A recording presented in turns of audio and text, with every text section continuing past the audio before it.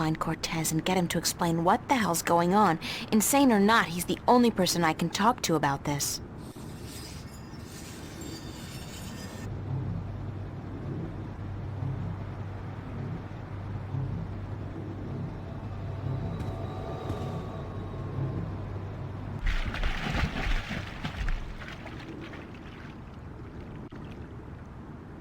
It's a rubber ducky, helplessly trapped under that rusty old grill. It's a rusty old grill, kept afloat by a rubber ducky. I still haven't figured out what runs through the canals in Venice, but I'm sure it can't be water. It's a clothesline. It's a seagull. Poor guy looks quite hungry. I don't know what that chain's for, but it's connected to some kind of mechanism at the bottom of the canal.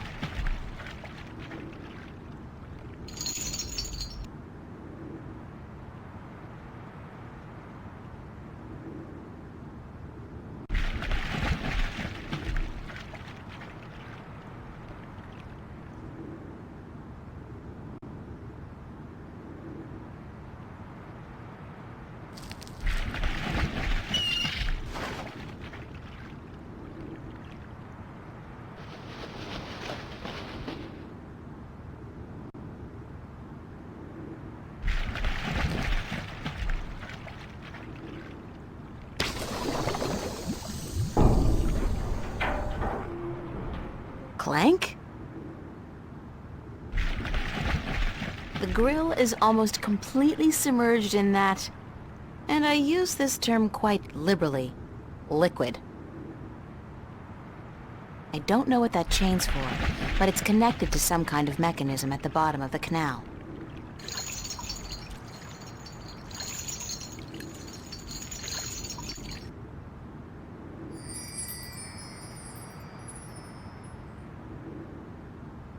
It's a plastic-coated clothesline.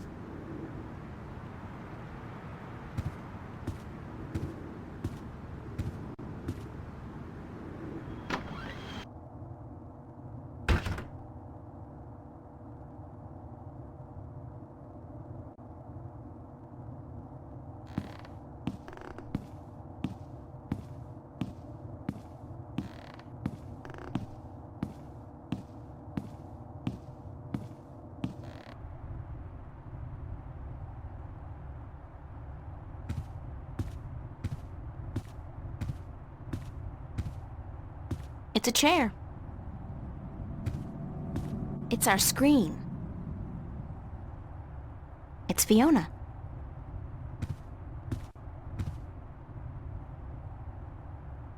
Good morning.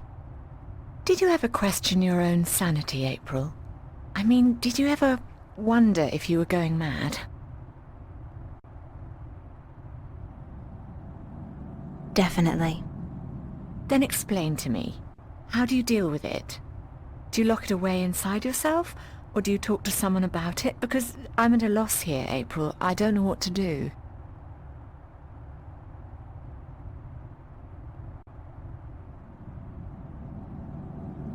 You have to give me more to go on than that. I don't know how I can put it into words. What I saw What did you see? last night, right here in this room, Mickey and I, we were watching a movie, a documentary about the new synthetic rainforests in Mexico.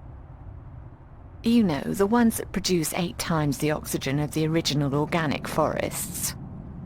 I've heard about... But I'm digressing. Anyway, about halfway through the movie, like I said, I'm probably going completely bonkers. This room became it was more like a vision, really, and I'm sure it wasn't holographic. What kind of vision? This room turned into a forest. What? It was like the forest came out of the screen and into the room, like being in the middle of a hollow theatre, but with added resolution, hallucinogenic effects, and smells. It only lasted for a few seconds, and then it all just disappeared. Did anyone else see this? Mickey did, but she refuses to speak of it. Says it was just our imagination acting up, which leaves me wondering how long it'll take before I end up in a mental institution.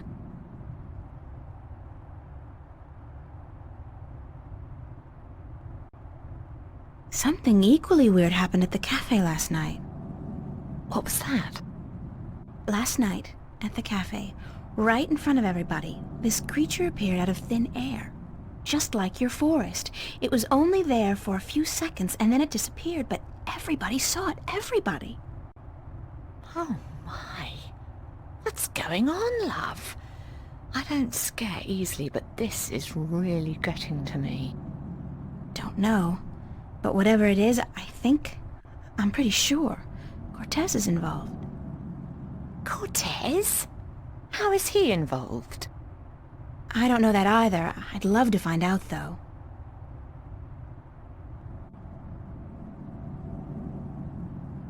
What other weird things have happened lately? Little things, like movement in the corner of your eye that's gone when you turn your head. And noises. The kind you're not supposed to hear in the city. Animal noises. Wild animals. And once, this was very early in the morning, mind, a few days ago, I looked down into the canal and saw what looked like an underwater city.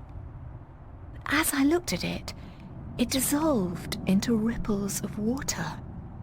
Scary. You're telling me, darling? I'm scared of cockroaches, for God's sake. What do you think this does to my nerves? Have you seen Cortez today? No, darling. I don't think he's around. Do you have any idea where Cortez is? Sorry, he could be anywhere. Well, he does enjoy going uptown to watch old movies in some revival cinema, but where that is, I wouldn't know. Who'd know? Perhaps Zach. He is, after all, the self-appointed film expert around here. You should talk to him, darling. Great, Zach, my very best friend in the whole wide world. Could you tell Cortez I'm looking for him? Certainly, darling, if I happen to see him. Thanks. Any idea where Cortez might be?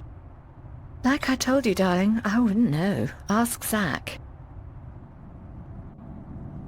I have to get going. Take care of yourself out there, darling.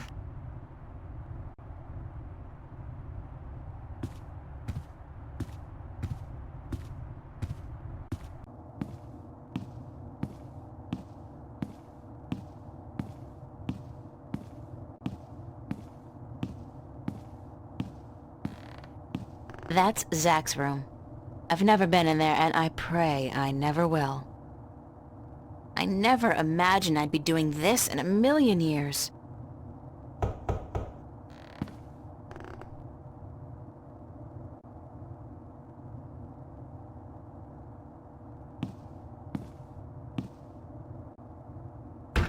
Well, well, what do you know? The princess comes knocking after all.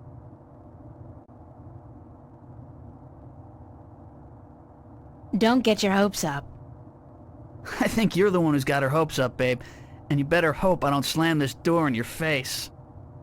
Just do me one favor first, okay? Well, give me a reason to, babe. A reason? You want a reason? Okay. What about a date? Yeah, good. Tonight. Sure. Tonight. I'll meet you at the... Pavilion, was it? And, are you gonna put out? What? I mean, if I'm gonna use my VIP passes and my pills, babe, I just gotta know if it'll be worth it or not. You on?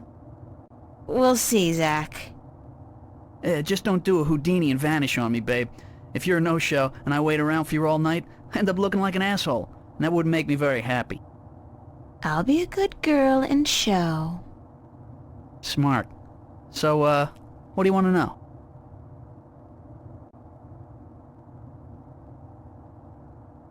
You know where I can find Cortez? Cortez, yeah? I knew there was something going on between you guys. Don't be ridiculous, Zach. It's not what you think. Whatever. Hey, like I give a shit? You're with me tonight, and by tomorrow morning, I don't think you'll find that old creep so appealing anymore.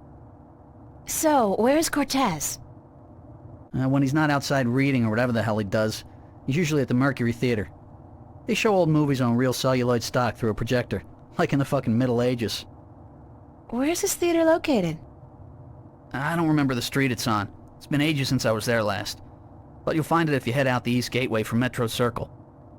It's close to the Radio Power building, and there are tons of adult stores in the area. Actually, if you're not too busy, you could pick up something for us to watch tonight. Something really filthy. Zach, I don't think... Hey, whatever. I was just kidding, yeah? Babe, you got a major bug up your ass. Get a fucking sense of humor, yeah? I'll keep that in mind. Thanks for the tip and the info. Just be at the pavilion by 10, okay? I don't like waiting around for babies like you. Got a million better things to do. And it wouldn't be a good idea for you to ditch me. Not a good idea at all.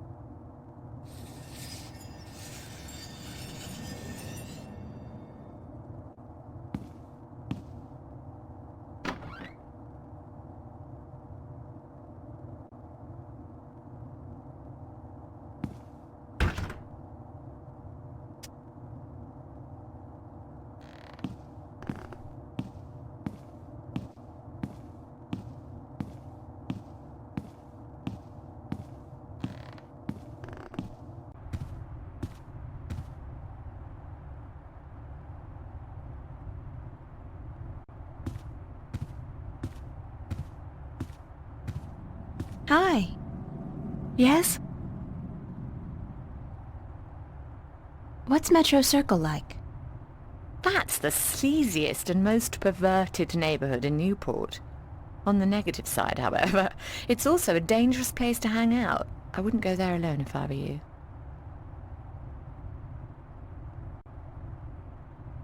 Any idea where Cortez might be? Like I told you, darling, I wouldn't know. Ask Zach. I have to get going. Take care of yourself out there, darling.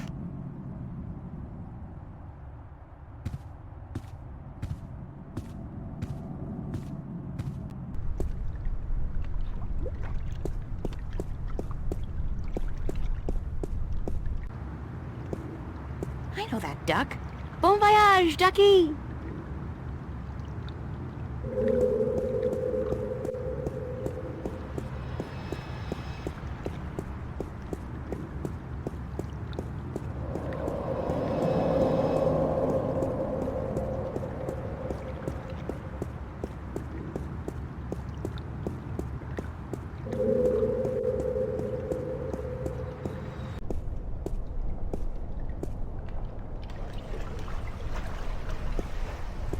It's a rubber ducky.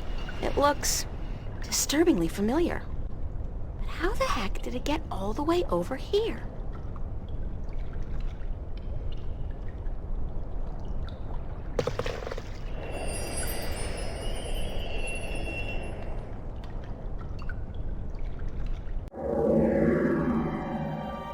The duck's deflated. It's a Band-Aid. How did that get there? Last I remember, the seagull had pecked a hole in the duck. Weird.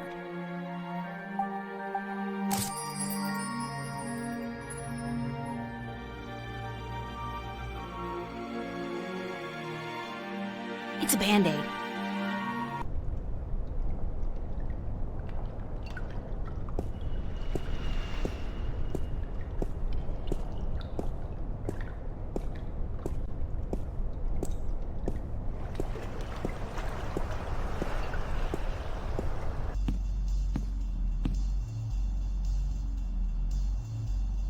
That's Charlie.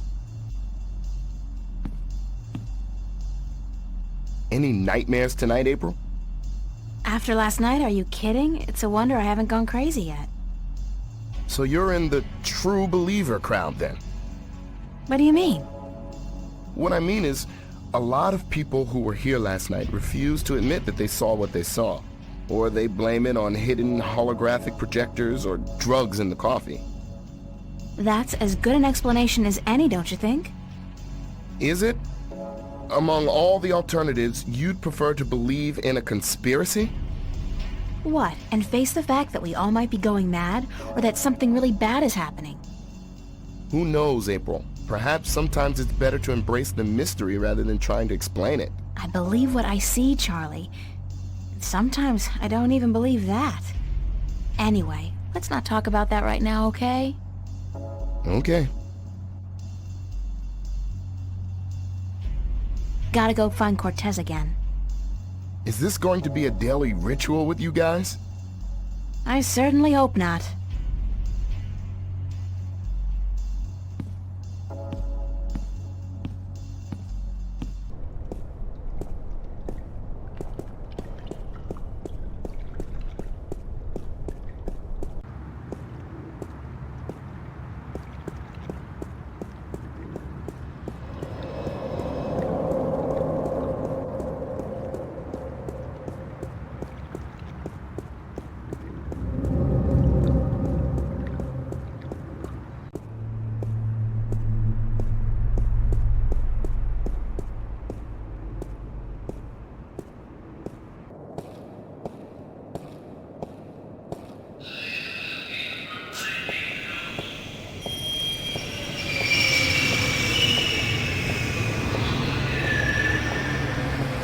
Looks like a large iron key.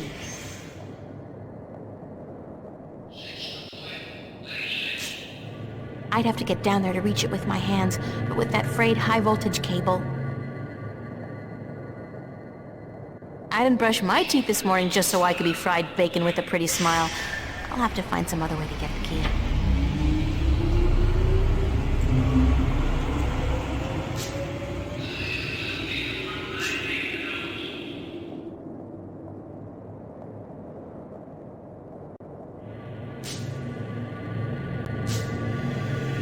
That won't do any good. I need something tight to keep the clamp open.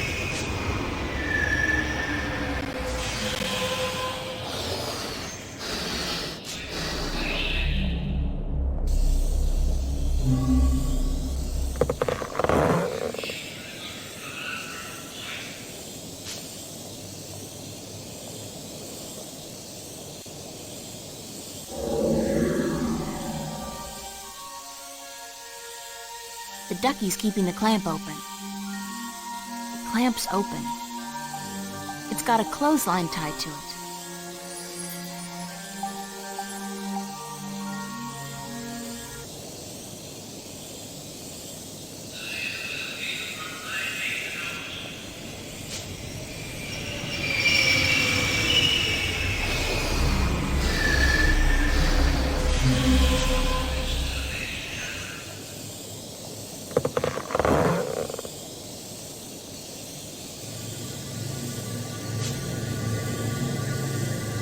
When I was a wee lass, I tried fishing a couple of times in the pond behind my house, but I never caught anything. I hope my luck's improved.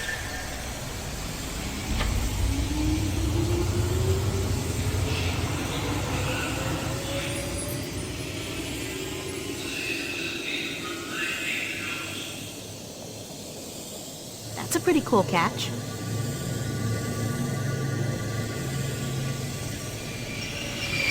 It's a large iron key.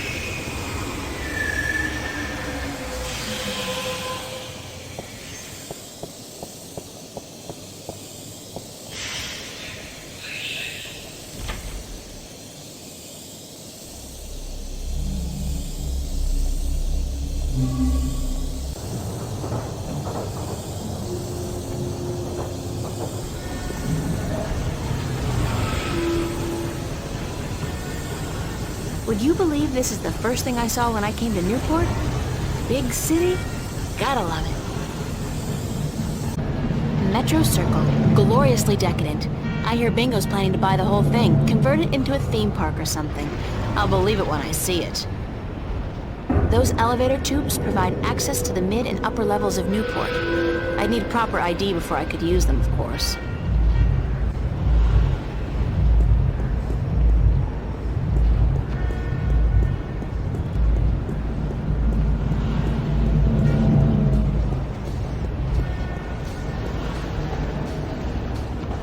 It's a police officer. This is one of the smallest cross-level elevators I've seen. The big ones can carry up to 100 people at a time and they go way fast. I've never been inside one, of course.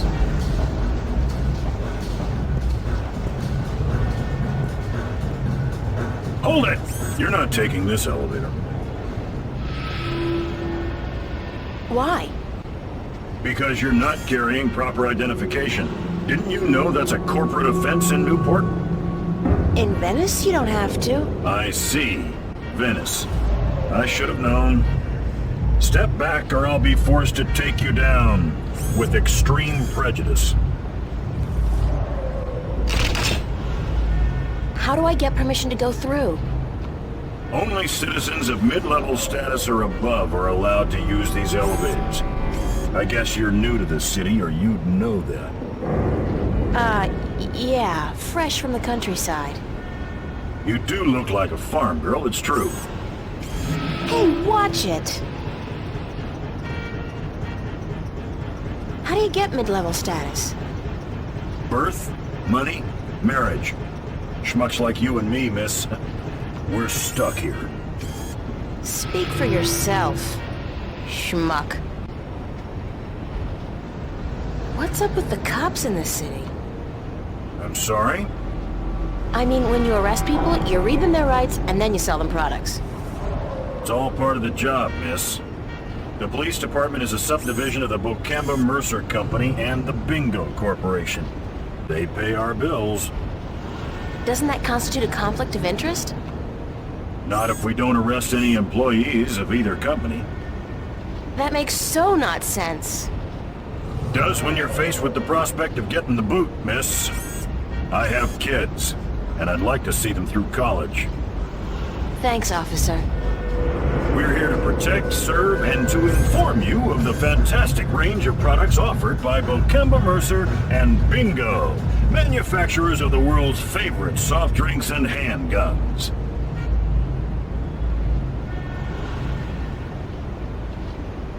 Hold it! You're not taking this elevator.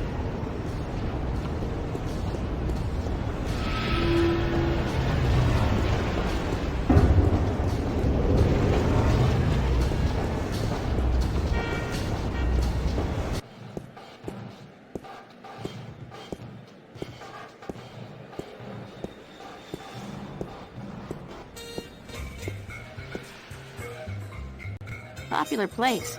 Not my crowd, though. I think he's selling something. Counterfeit. Triple strength raptures, probably. Highly addictive and guaranteed to blow your mind. Literally. This guy's the reason they invented the phrase, hitting the bottle. And he's hitting it hard. Well, at least he's not doing Amethyst.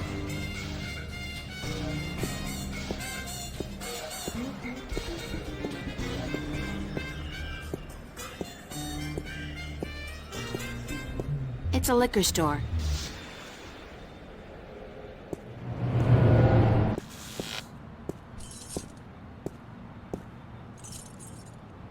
Mercury.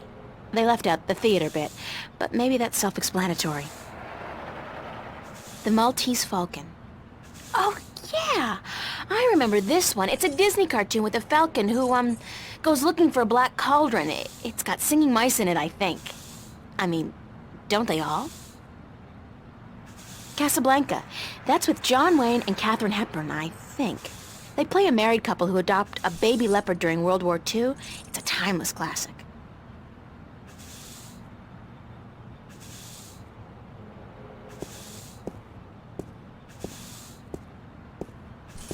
A Welsh ghost story, written and directed by Ragnar Tornquist.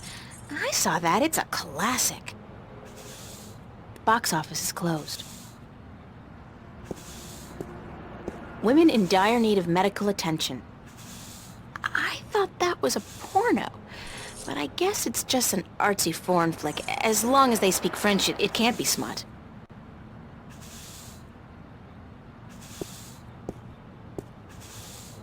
It's locked.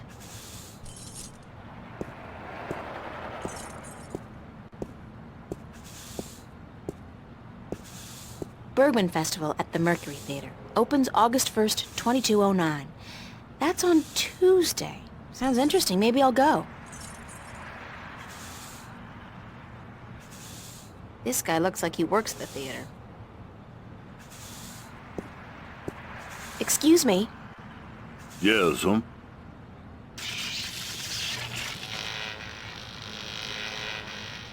Oh, geez. Hold on there 1 second, lady. Dang marquee, light up!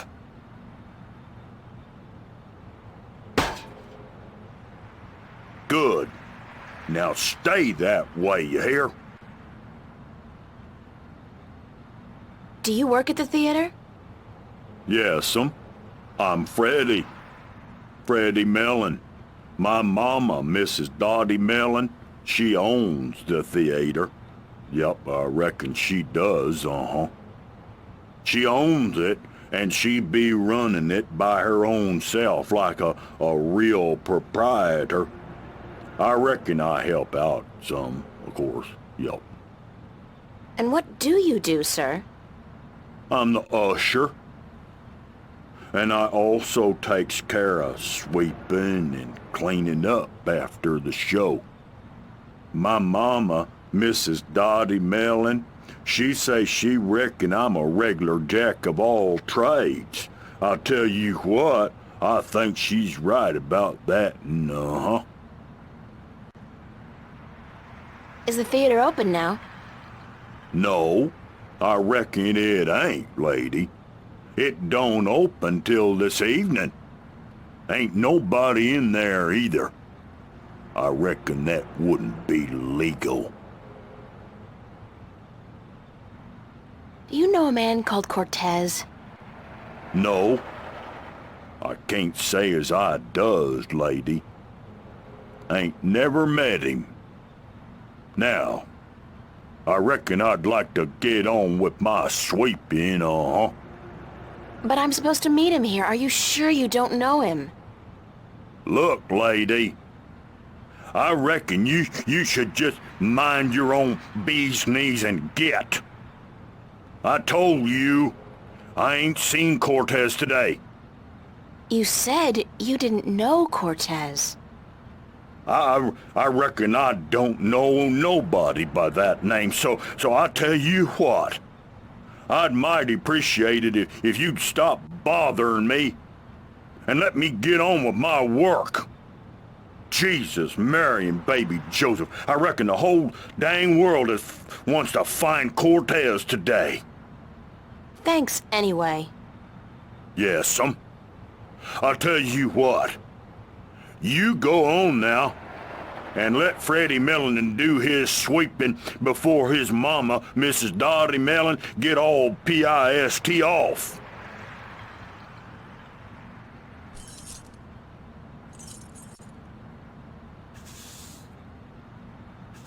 Freddie Mellon. Hi.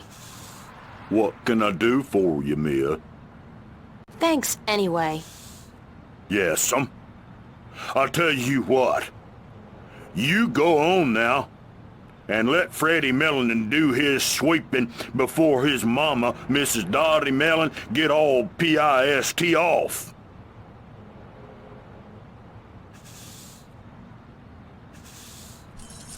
Just trash.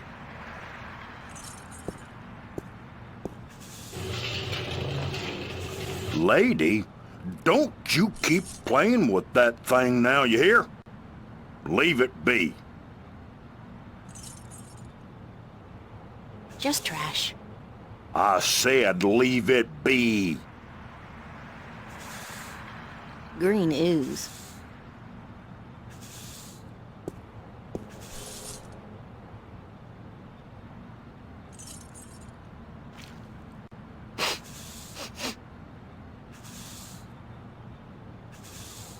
Smells like kerosene.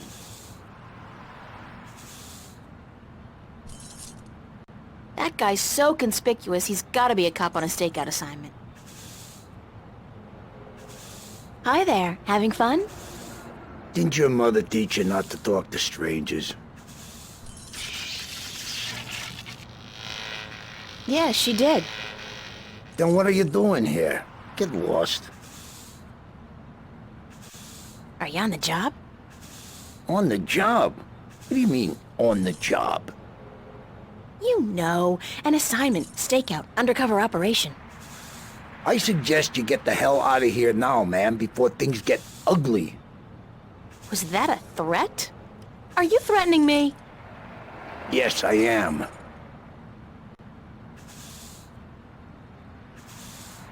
Hello again. Christ, don't you ever quit. What is it now? Why are you dressed like a cop? What do you mean, why am I dressed like a... Hey, wait a second, what's it to you? Just trying to do my bit for the boys in blue, sir.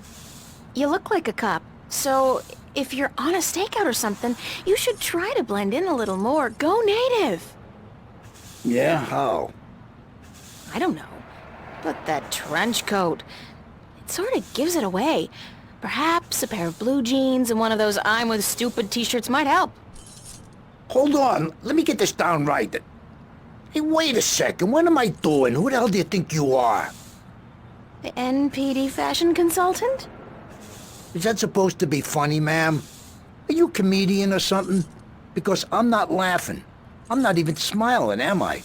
Now get your ass out of here and don't bother me again. Is that a threat? Damn right it's a threat. Hello again.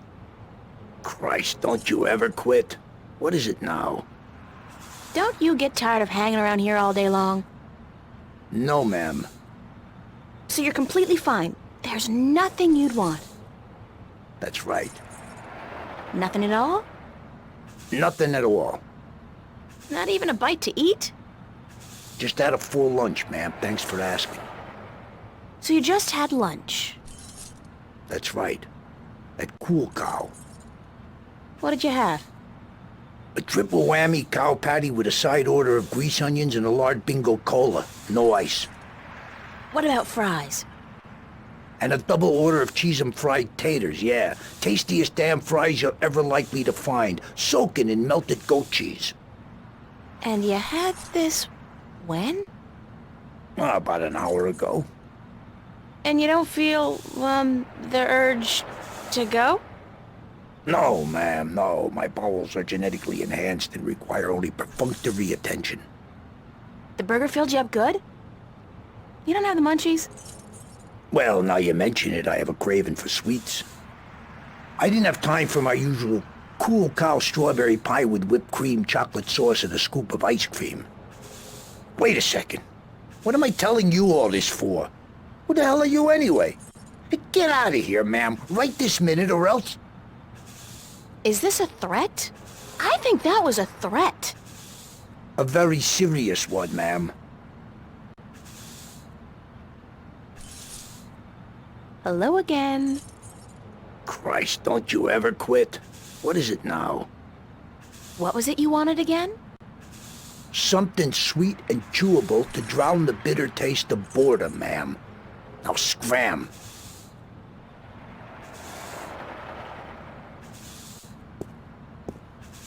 It's a fuse box.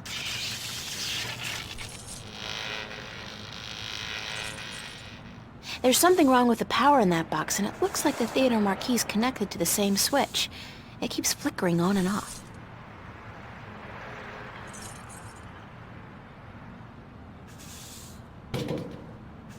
Hey, keep your hands to yourself. That's city property, ma'am.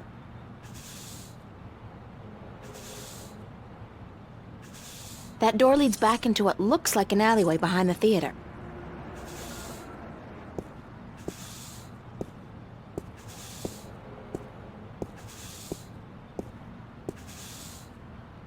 It's locked.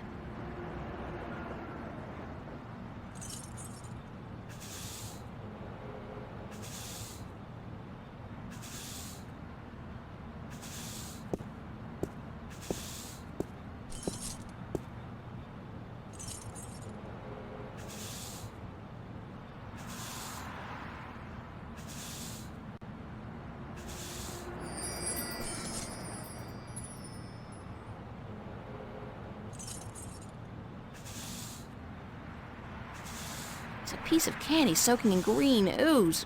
Gross. I'm not completely mad. It's soaking in green ooze and it smells like kerosene.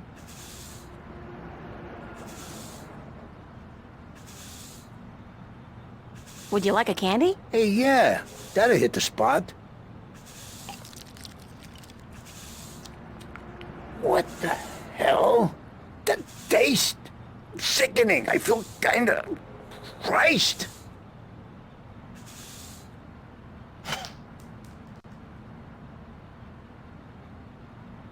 Hey, what the hell do you think you're doing? Did you just throw a rock at my head? Now, I tell you what, you shouldn't have done that. I reckon that was a bad mistake.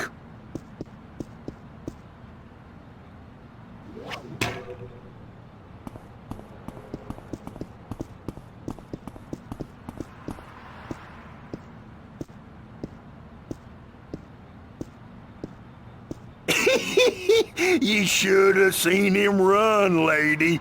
I reckon I ain't never seen nobody run that fast. And he was clutching at his buttocks like he had the runs or something. He even lost his stupid old hat in the gutter. I ain't never seen anything that funny in a while.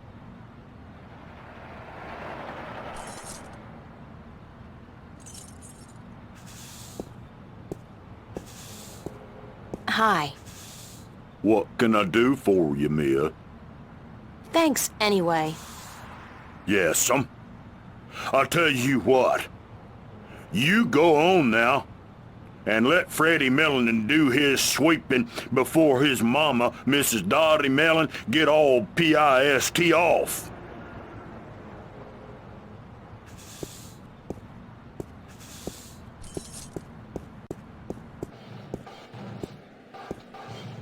It's that detective guy's hat.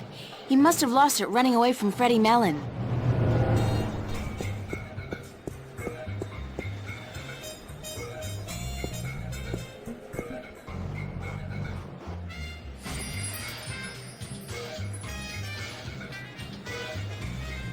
It's that detective guy's hat.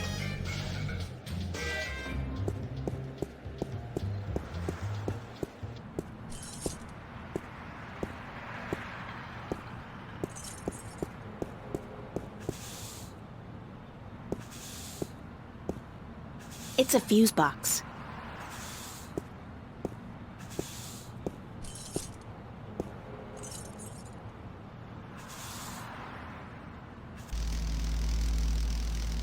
Caution. Is that like a general caution, as in life caution? Life should carry a big yellow caution sticker. It's certain to kill you sooner or later. A zigzag lightning bolt. I just love that word, zigzag. It's some kind of keyhole.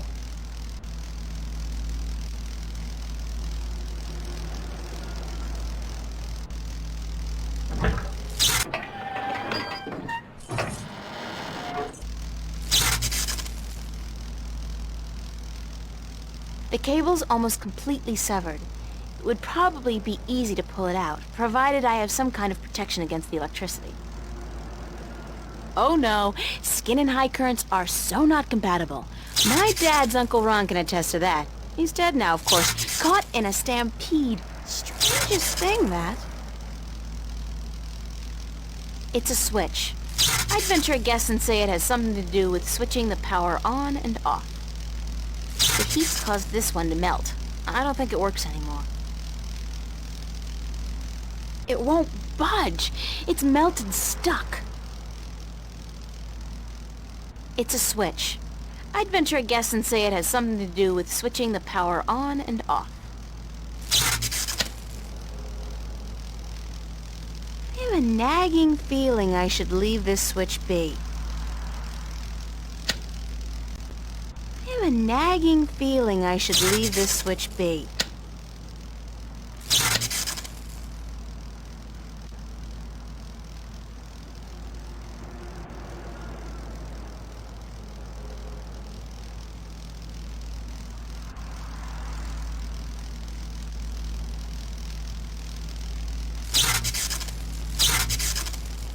rubber glove, patched up, and good as new.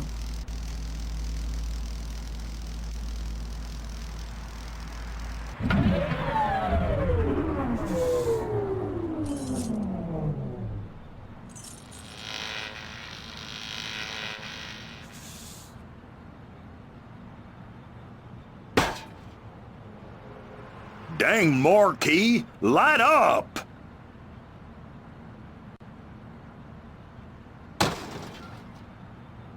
Hell, it gone dead on me now. I'm going to have to fix that sign proper this time round, I just need me a ladder and some tools from the basement.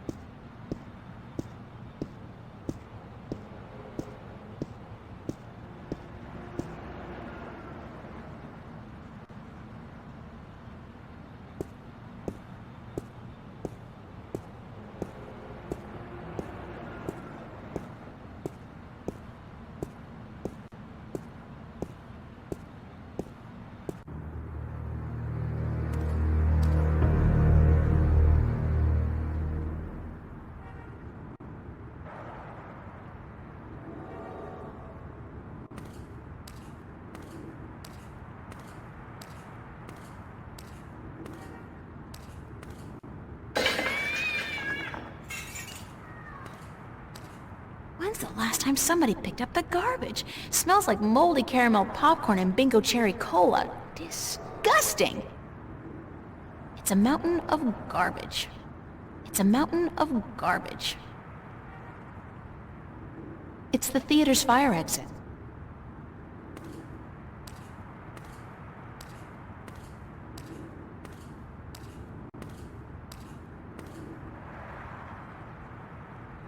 There's no doorknob. It's impossible to open it from this side. It's a fire alarm and a smoke detector. They must be really paranoid about fires in this place. It's a closed garbage bin.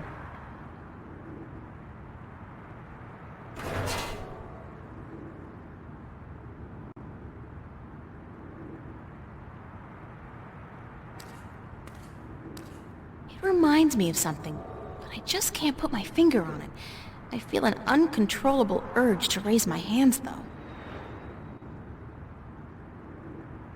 The shadow's being cast by those garbage bags.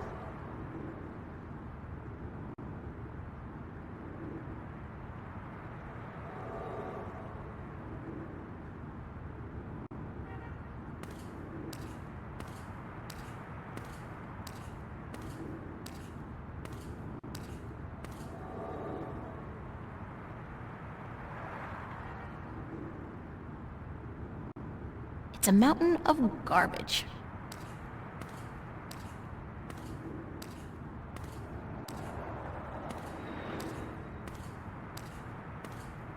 Pretty convincing, if I have to say so myself.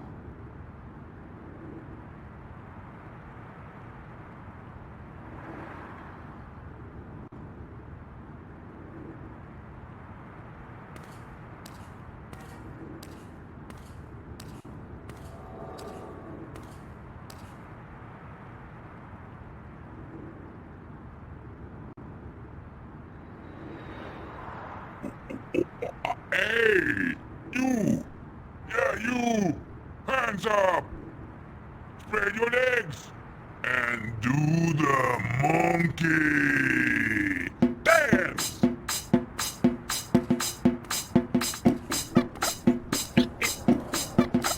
Dance! Do the monkey! All right, somebody's coming. Hey! You! Yeah, you! Hands up! Spread your Hell's legs! blazes, we got us a fire. Monkey! Now, where's that voice coming from? Yeah, you! Show yourself! Hands up! Spread your your legs and do All right the there, mister. monkey. Just don't you fire that gun now, you hear? I'm sorry I chased you earlier. Freddy'll do the monkey for you right now if that's what you want, He'll do the monkey until you ask him to stop, I reckon, Yeah, you! Hands up! Spread your legs and do the monkey! Dance!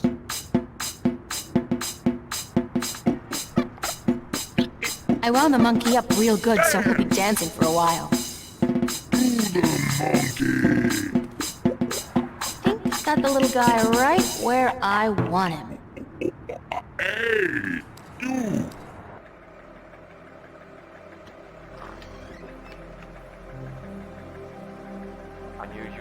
All the time I spent trying to get into the theater, he could have just quietly walked out to meet me. I feel like kicking the guy. There's no way out of Victor Hotel. All exits they just lead back inside.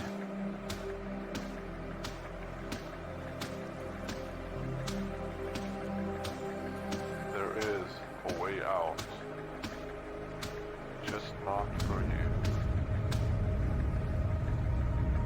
It's getting closer. They will be here soon. You have no idea what I went through to find you. First, Do you like movies? Why you so? sure, who doesn't? Wait a second, I was trying to tell you that... I don't much like modern movies myself. They're either too loud and expensive or too obscure and self-indulgent. But old movies, really old movies, have a charm and a simplicity that appeals to me. Different ways. Forget about Listen, Victor Hotel and, please don't interrupt me again. It's starting to piss me off. you know, when I came But I have never interrupted you, unless I've had something important to say, of course. But go ahead. want to die, What is it you wanted to talk about? but not in here. Why did you make me search all over the city for you? Search for me? Who is it? I've been here for hours, señorita. I haven't moved. The question ought to be, what made you go out of your way to find me? I knew you would come, sooner or later. There's no way out of here. Did you know that? There's no way out of Victor Hotel. What's so appealing about old All movies? exits just Ah, now you're changing the subject. That's more my style, isn't it? You can be annoyingly smug at times. Did you know that? There is a way Of course. And I apologize for being so hard to locate today, but I had to lay low for a few hours. they will Does it be have here anything to do with the cop that was staking this place out? Yeah, soon. Why you so it was a good thing I didn't stick my head out the door to look for you then, no? He's gone now. Are you in some kind of trouble with the police? Wait, don't tell me. Immigration. No, señorita. Not the police. There are bigger players than the police. I don't want to know. I'm not getting mixed up with the mob or gangs or anything like that. There's not much you want to be mixed up in at all, is there? My life's complicated enough as it is, Mr. Cortez. I don't even know what I'm doing here. Answers. You want, you need answers. You keep telling me that, but you never give me any answers. Just more questions. Like, who's out to get you? What's going on with me? How come you know so much about me? I plan to answer all your questions today, April. Did you know that? By the time you go to sleep No way tonight, out of Victor Hotel. your world will have changed, All exits just and nothing will ever be the same. back inside. You're just being cryptic again. It's like soap opera sex. Lots of boring dialogue, and when they finally go to bed, everything's dark and covered by blankets. You want the full Monty then? not for you. Come with me. Come outside. No more talk. I will show you the truth. Soon enough. Bastards. And why you so? Do you have any reason to be happy? This is probably as good a place as any. At least there's no one around to see, except rats. To see what? Stand back, señorita. What for? What are you doing? Why, Alice, I'm sending you through the looking glass.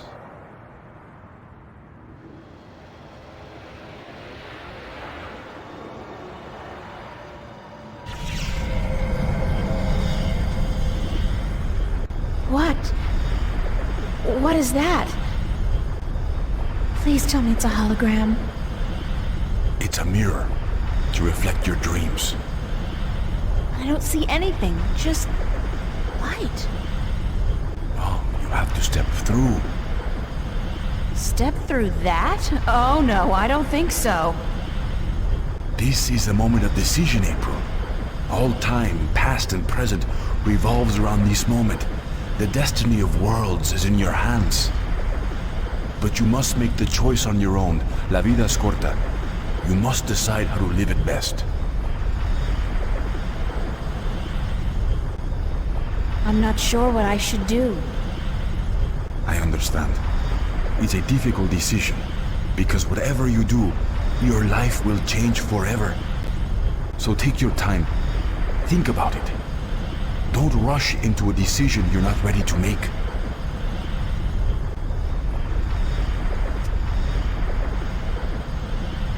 Are you ready to step through the looking glass? I'm not doing it. Very well, go. I'll wait here for a while, and perhaps you will change your mind and come back before it is too late.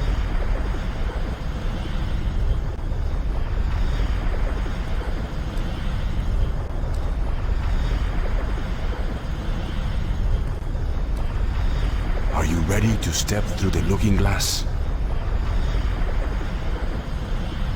All right. I'll do it. Vamos. Enter the light. Don't say that. It sounds too ominous. Just tell me what's gonna happen. You're about to take the first step on the longest journey of your life. But don't worry. I'll be waiting right here. I must be insane to do this. Yes, it's pretty much a given.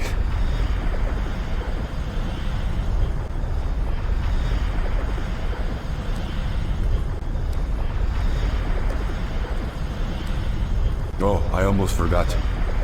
When you're ready to come back, pay a visit to a friend of mine called Westhouse, Brian Westhouse.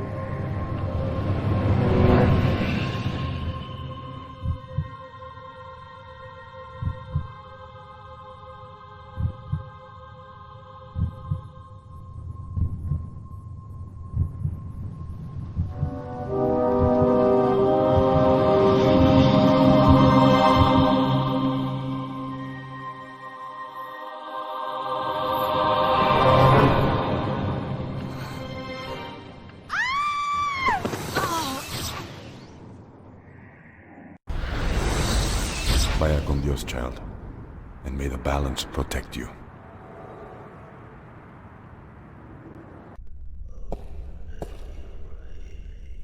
Cortez?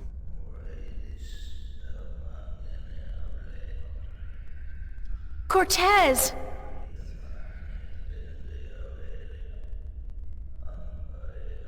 I have a bad feeling about this. Wait, what was the name Cortez told me to remember? Westhouse? Brian Westhouse? I think that was it. Cortez said to look him up when I wanted to go home. Well, I want to go home now.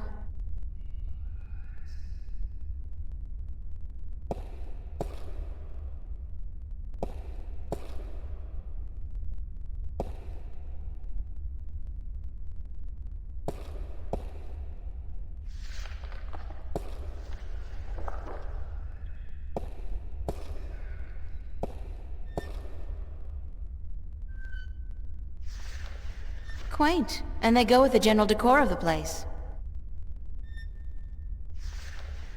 Oil lamps, or whatever their magical equivalent may be called. Oil lamps, or whatever their magical equivalent may be called. Enormous satin drapes. The doors are closed. He looks like some kind of priest. Hello?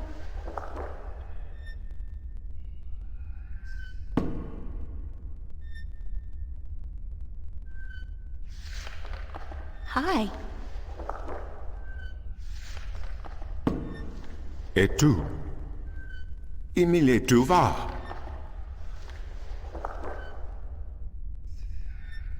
I don't understand. Aku sta kayan paras. Inomalante kandra. Ton maris. Ore tiesiton. Aku tu fata. Se quandare. Ken estare. Ton. Ton. Ken itue iraem bab simil quakite.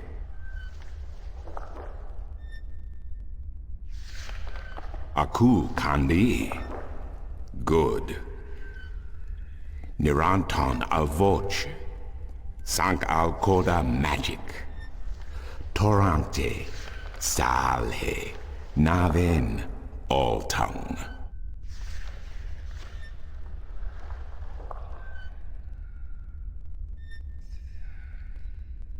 Al orta I beginning. Parasimtin you. You have Thiesa I magic I Sara. I the knowledge. Aritia ya itue by generations e umani. Knowledge of all tongue.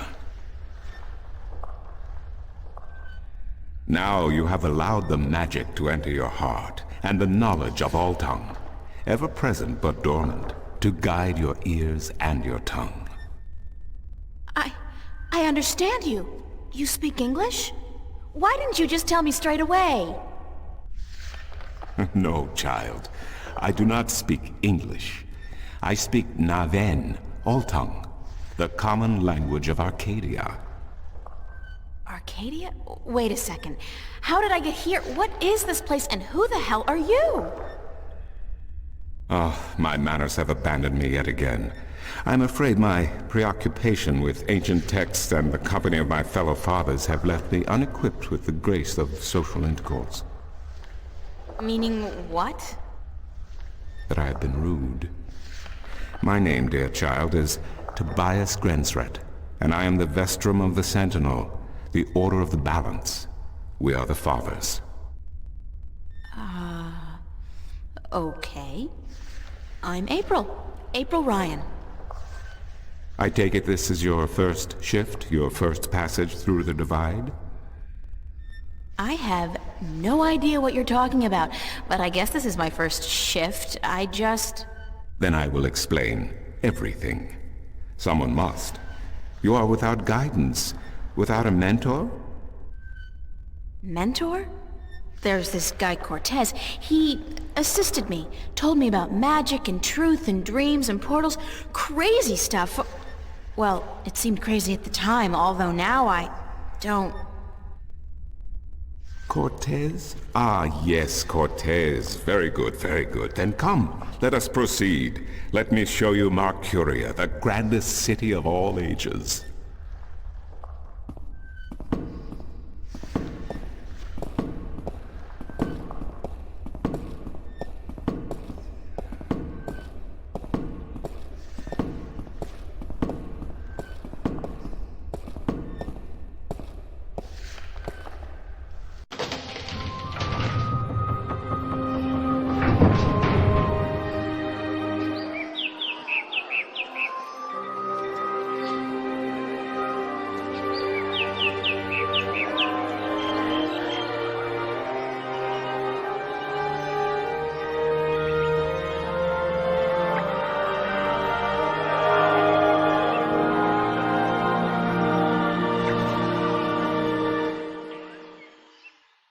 Explore Marcuria, April.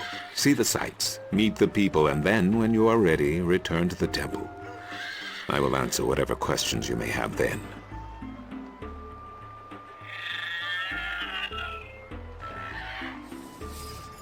The whole fountain's been carved in one piece from a granite-like material.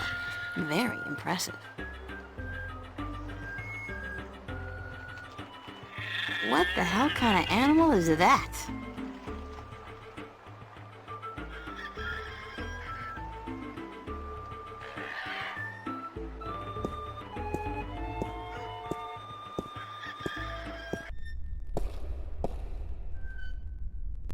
enormous satin drapes. It's Vestrum Tobias Grensren.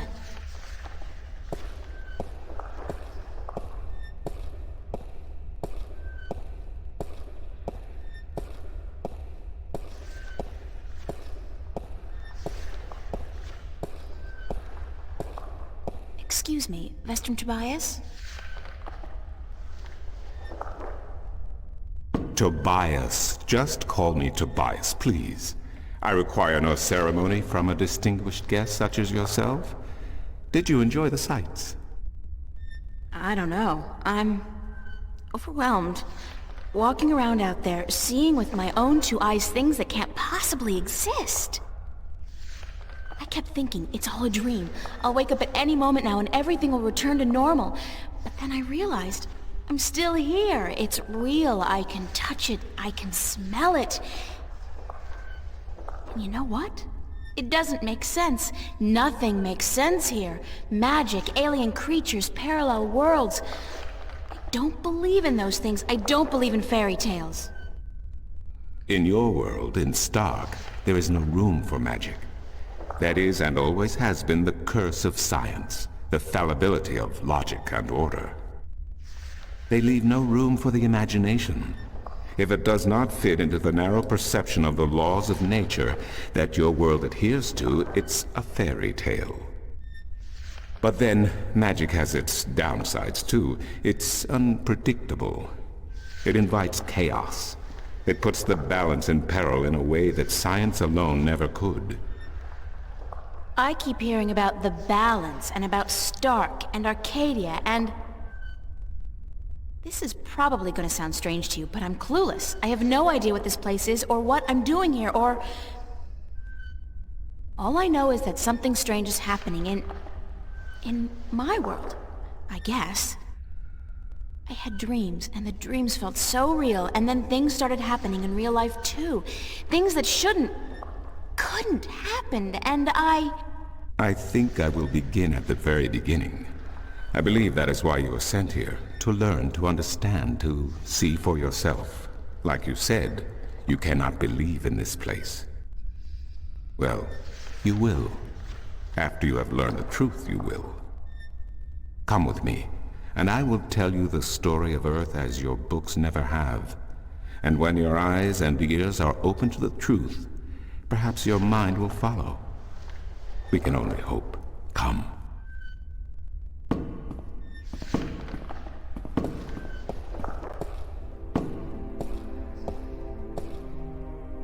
This is the true story of the balance, as observed by the Sentinel, the Order of the Balance, the Fathers.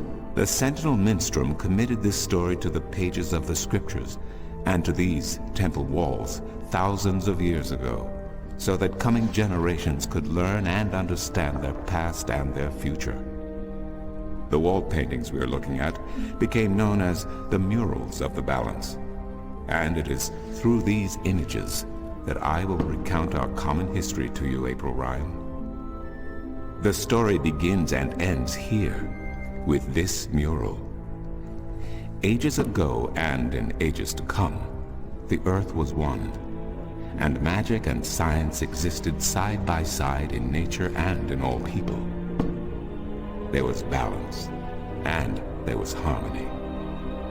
You're saying there was just one world then? One world, one earth. Magic and science in balance with each other, within each and every living creature. The power to make the stars dance and to create life itself was within our grasp.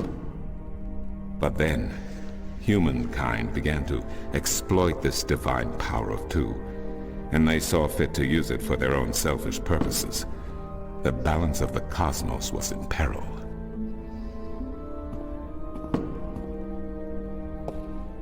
Unless something was done, unless man was humbled and learned to fear the power he wrought over cosmos, the twilight of chaos would fall upon Earth. It had happened before, in distant times and on distant worlds, and it would happen again. And every man, woman, and child of every people and every race would be devoured by the coming apocalypse. We were given a visitation then, The Dragon, having lived among us for untold generations, rose to offer their guidance and assistance in preserving the balance on our world.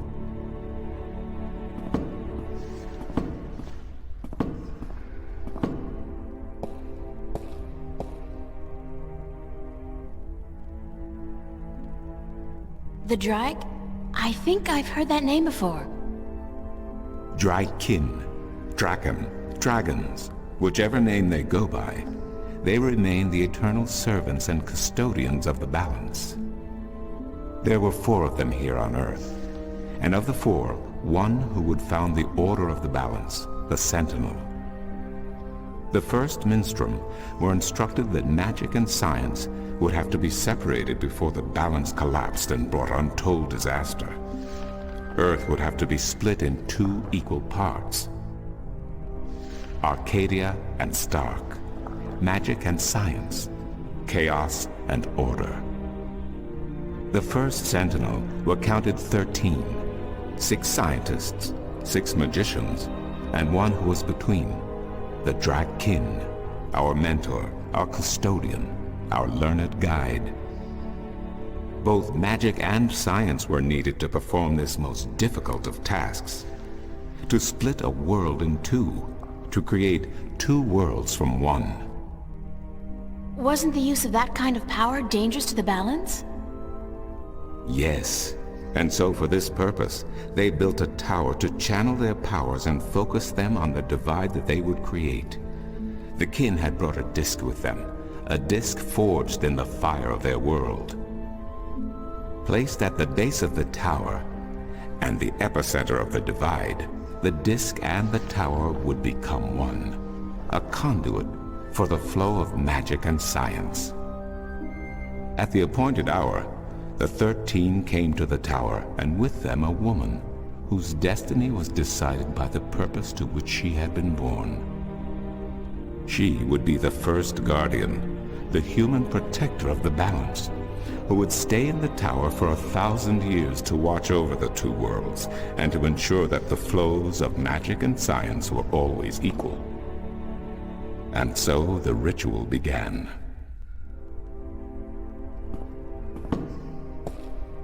One world was to become 2, separated by the balance, and each world visible to the other only by way of dreams. Who was ushered into which world was not an arbitrary choice, nor one taken lightly. For the magical creatures, the choice was simple. They had to go to Arcadia. Their kind would not survive in Stark. But for others, families were torn apart, lovers separated, and friends lost for all eternity. Encircled by the 12 and the one who would be guardian, the disc at the base of the tower began to spin faster and faster as more and more power flowed through it, until it was a blur. Darkness enveloped the tower, but the disc glowed brighter and brighter. Reality turned, and in one moment, a new reality had been created and 2 new worlds born. In the tower there was silence. The original disc had disappeared, and in its place was a smaller counterpart, a similar yet different disc. Around and outside the tower the world looked different. They were now between Stark and Arcadia, between reality and dream. This was the realm of the balance and of the guardian, and it would be her home for the next 1,000 years. The one who was kin picked up the disc and said, "This disc is a counterpart to the original disc, which has now become this realm, and the key to which has been split and divided in 4. The key is the disc, and the disc is this realm." This mystified the 12, and the one who was kin continued, "Know only this. The Guardian's realm cannot be broken unless the disc is broken. But nor can it be repaired without the disc being repaired. The 4 pieces, that is the key, will be given to the 6 of you who are to be taken to Arcadia for safekeeping. Yet the key will never be complete he went on, without the precious stones that adorn each piece, I will keep one, and my fellow kin the 3 others. Should the day come when this realm must be repaired, or the worlds reunited, and that day will come, you will assemble the disc, and the kin will come together one last time. With that, 6 of the 13 went to Arcadia, and 6 to Stark, and the one who would be guardian ascended to the throne. Witness the mural, where her dreams and hopes, her very soul, were locked away in the disc.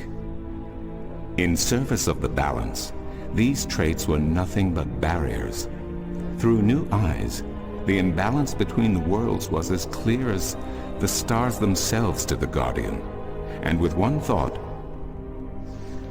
she channeled chaos from Arcadia and logic from Stark into the disc, and redistributed the power wherever it was needed.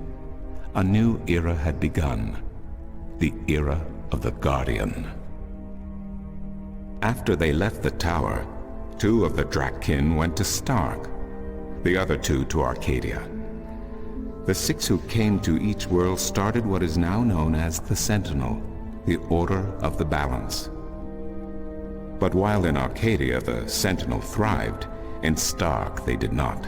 In Stark, the memories of magic and the balance could not survive in the face of the new reality of natural laws, of logic, and of science. And soon, very soon, Arcadia became nothing more than legend, a myth, tales of fairies to recount to impressionable children, and stories to frighten and entertain around a fire.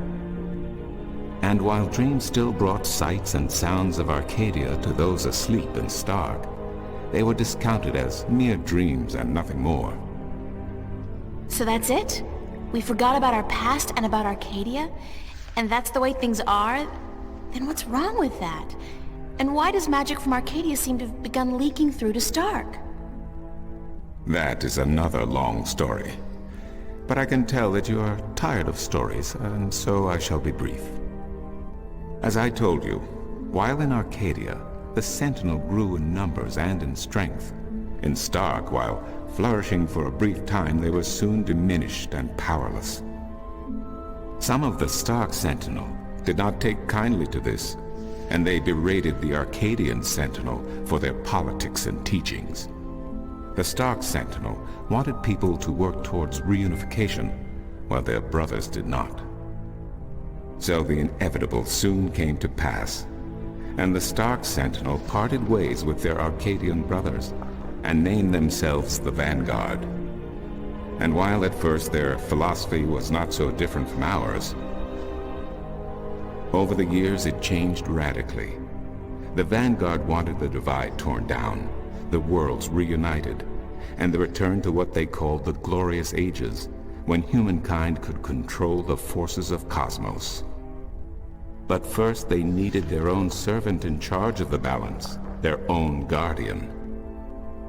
Now, every 1,000 years, a new guardian took the place of the old one, because no one can be separated from their souls for any longer than 1,000 years. Every 1,000 years, a new guardian was born.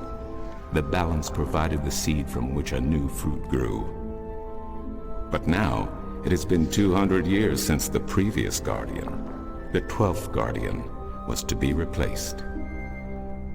Every new child born to the balance has been taken away by the Vanguard, to be studied in an attempt to control them. In every instance so far they have failed. But the 12th guardian could wait no longer. Only a short time ago the disc in the tower shattered, and the guardian left his throne. The balance is now untended, and we have yet to find a new guardian. Unless we do so, the Vanguard may get their chance. And they may be able to place their own puppet on the throne, to rule the balance according to their principles. And this we cannot allow. It will mean the end of Stark and Arcadia, and the dawn of an era of chaos. Now do you see? I understand the history. I can even accept it. But I don't understand why I'm here and what Cortez wants with me. The balance is in peril, April. The Guardian has abandoned his tower. He has disappeared, and there is no one to take his place. He must be reinstated to protect the balance until a new Guardian may be found. And what can I do? I'm nobody. I've just been having a lot of bad dreams. You are a strong shifter. I have not seen your like in my lifetime. A shifter? Someone capable of opening doors between worlds. A shift. A portal between the realms of Stark and Arcadia. Are you kidding? I didn't do anything. Cortez was the one who opened the shift, and he just waved his hands around in the air. I don't think I'd be capable of opening a portal even if I had a magic wand. Only a shifter's own power can allow her to travel. No one else can do this for her. Cortez only channeled your power to aid you. He would not be able to step through the shift himself. Even if that's true, I don't have any control over my talent. Not yet. But in time you will. How else do you intend to travel back to your world? God, I hadn't even thought about that yet. Can't you help me? I'm afraid not. Even if I could shift, I would not be able to channel through you like Cortez did. So, I'm on my own? If you have any questions, I will do my best to answer them. But aside from that, yes. Yes, you are. That's so not cool. No, it has been unseasonably warm. If you don't mind, I will return to my studies now. Thank you for listening to an old man and his long stories. No, thank you. It's starting to make a little bit of sense now. That is good news. Come see me again if you have any more questions.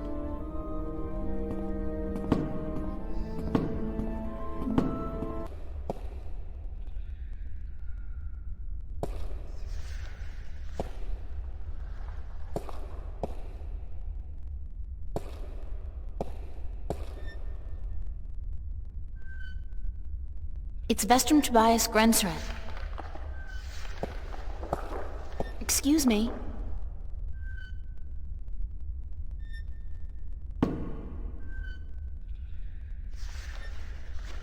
Do you know a man named Brian Westhouse?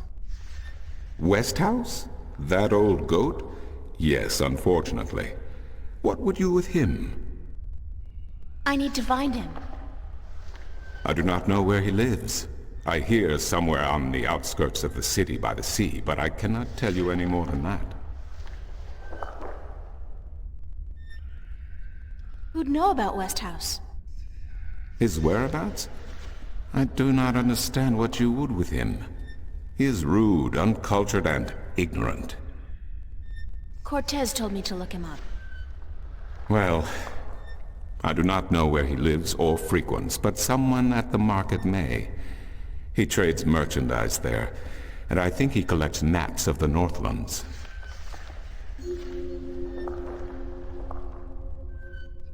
Who did you say I should see about Westhouse?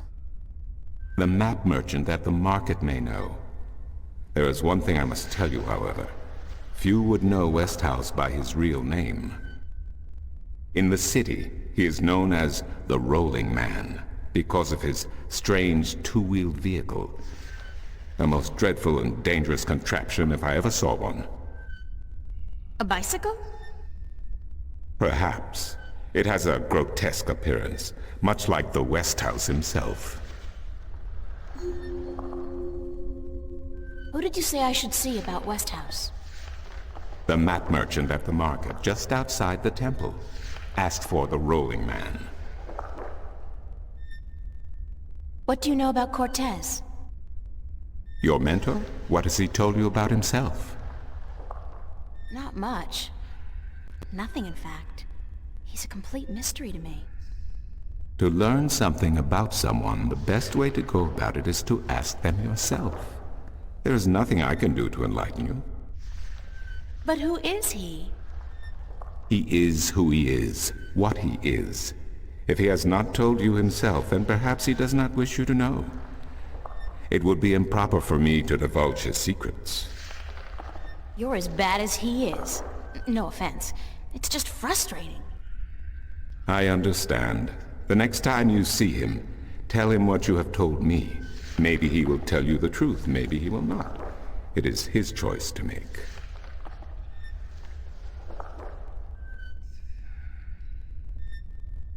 Do you mind if I ask you some questions about Arcadia? I will try my best to answer any question you may have, April. What's the history of Arcadia? There is so much I do not know where to begin.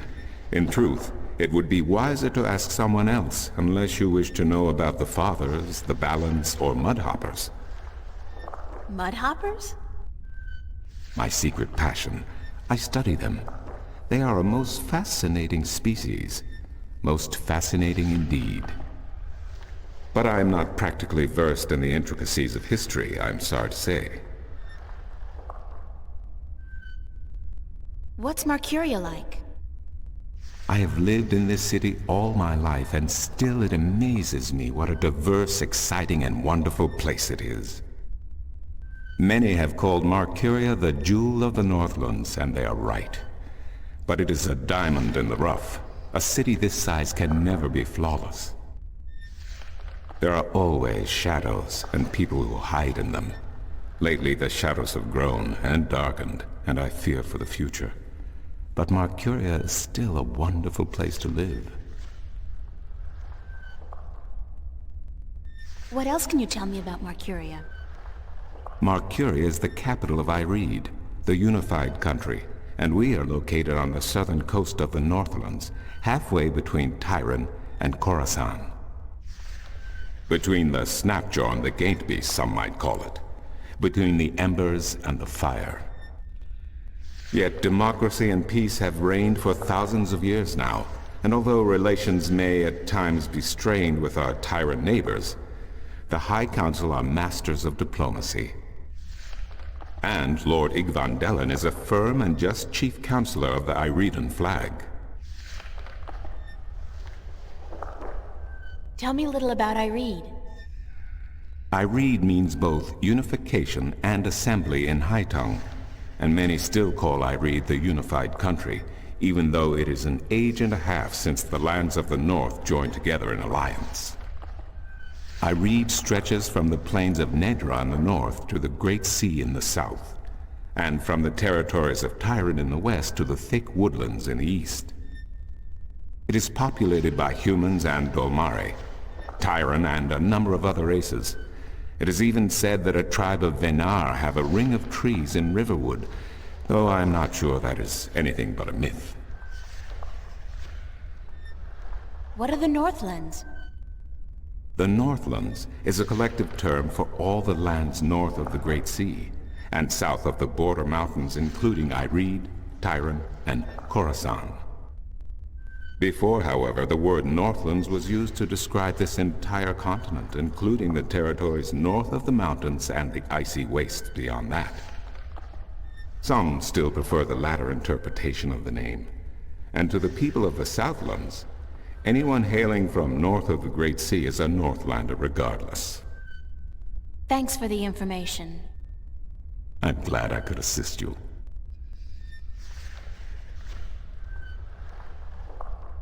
Can I ask you some more questions about Arcadia? Why, certainly. Thanks for the information. I'm glad I could assist you.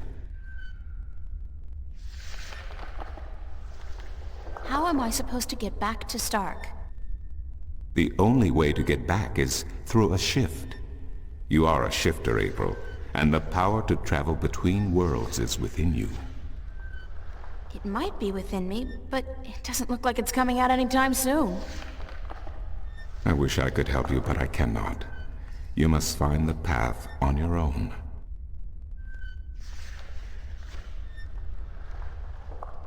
I'll see you later. You will? If you say so, then it must be true.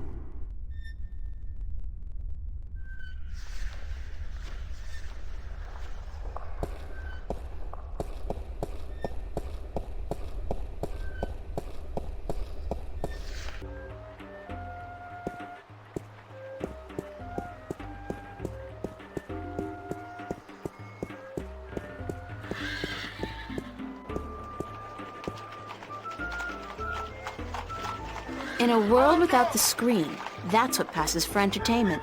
And it's pretty darn good.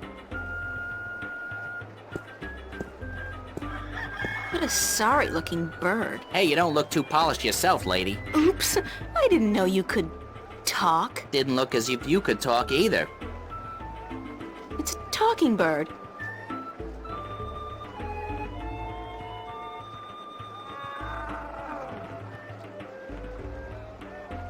It's a game of some kind.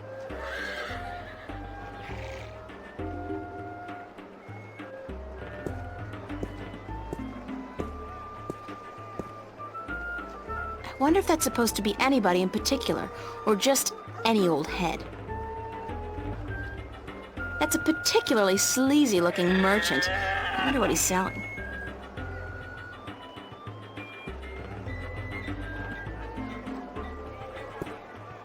Want to test your skill and perception with a game of cups? There are prizes to be won! Mind if I ask you a couple of questions? Time is money, so make it quick. What do you know about Vestrum Tobias? Vestron Tobias, eh? The High Priest of the Sentinel himself. Did you know they call themselves the Fathers? What a joke. When was the last time they did anything for us, the people? No. They are only interested in sticking with their outdated customs and keeping their secrets under lock. I'm getting more and more inclined to listen to these new people, the Vanguard. Their ideas appeal to me. They may be radical, but we're past due for a change. Only thing I don't wholly approve of is their alliance with the Tyrant. Filthy, dangerous people. But the Vanguard seem to have them under control, so I'm not too worried. I wish they wouldn't allow them into the city, though. How do you get along with your neighbor? The maps merchant? We've faced each other for 6 years now, every single day, and he never speaks a word to me except to insult me. Nose high in the sky, calls me a charlatan, as if he's the Guardian himself.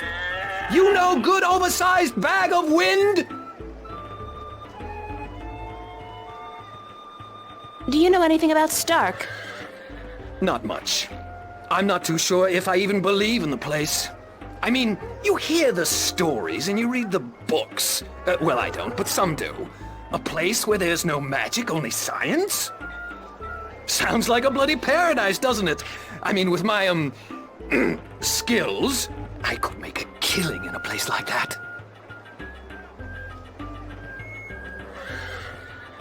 What's Arcadia like? What a queer question that is. What's the world like? It's big, for one, and too expensive. And they should ban Dalmari women from gambling because I swear, they have a second sight. Thanks. Now, how about a game of cups? What can I win?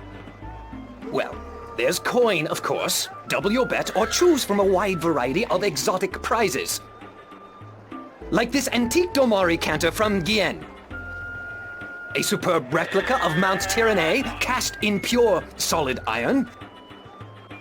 A magic walnut from the once glorious island kingdom of Ansiel. And this, unique bird. Get me out of here! Keep your beak shut, you scraggly piece of... And he talks! Great for feasts and for the amusement of infants. He's our top prize, a real keeper. Can you tell me again what I can win? An antique Domari canter from Gien, a superb cast iron replica of Mount Tyranny, a magic walnut from Ansiel, and this, unique talking bird. How do I play? You put your coin down on the table. I put a cup on top of it and shuffled it around with the other 2 cups. And all you have to do is guess which one hides your coin. And remember, no magic used and none allowed. This amulet right here will light up if you use magic. Then you'll be banned. For life!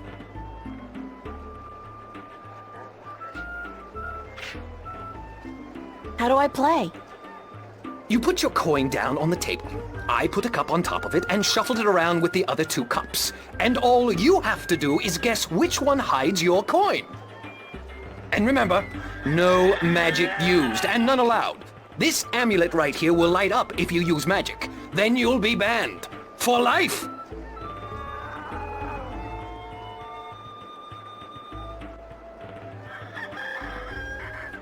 Sorry, but I'm broke.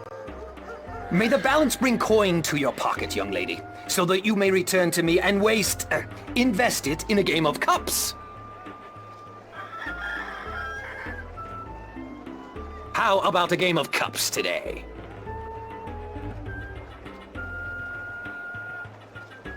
Thanks, but no thanks. Suit yourself, but that attitude will never bring coin to your pocket.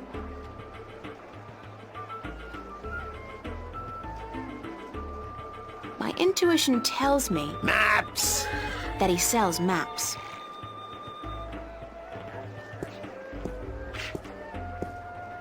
Maps, I got maps. Can I interest you in a map, miss? Top-notch, hand-drawn in quality ink by skilled sunriders. Ain't no better in all the Northlands.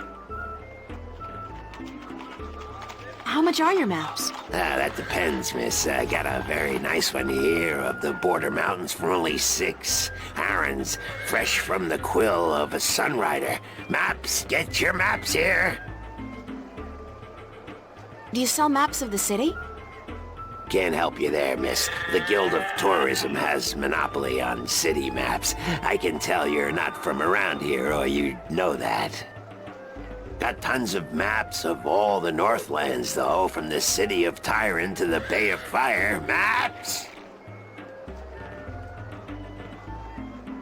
Where can I find the Guild of Tourism? They're closed for the holidays. Sure, that makes sense. I'm looking for Brian Westhouse. Briar West of House? It's not on any of my maps, and I've never heard of it. Maps! It's a man, not a place, Mr. Brian Westhouse. I would most certainly remember a name as queer as that, and I don't. Get your maps while they're fresh. Can you tell me where the Rolling Man lives? Maybe, maybe not. Why? Because I need to find him. Sorry, guild rules. I'm not allowed to divulge any personal information about my customers. Maps! I really need to know where the Rolling Man lives. Sorry, can't do. Please? Pretty please? No, no, no, young lady. Don't give me that doe-eyed look. Don't. Blasted be the balance. You're giving me that doe-eyed look, aren't you? I still can't tell you, though. I got maps. Please tell me where the Rolling Man lives. No, can't do, miss. I can't divulge personal information about my customers.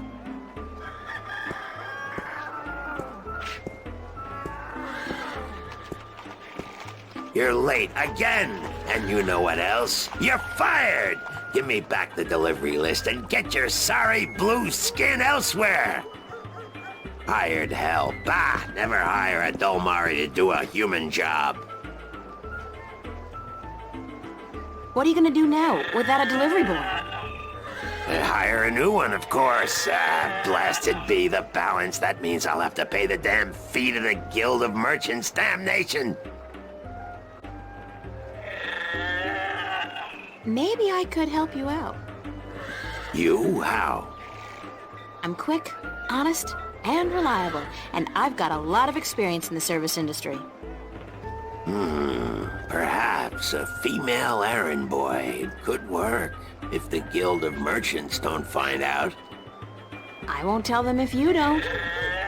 Mind, the pay is not much, only a single errand per delivery, plus whatever tip the customer may see fit to give you.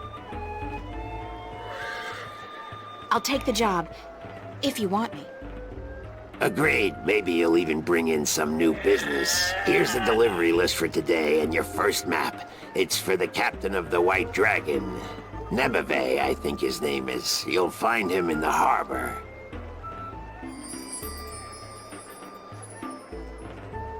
Oh, and remember to have the customers sign the delivery list. The guild are sticklers for protocol. No signature, no money, no new jobs. Bye now. Maps, fresh, detailed, life-saving maps.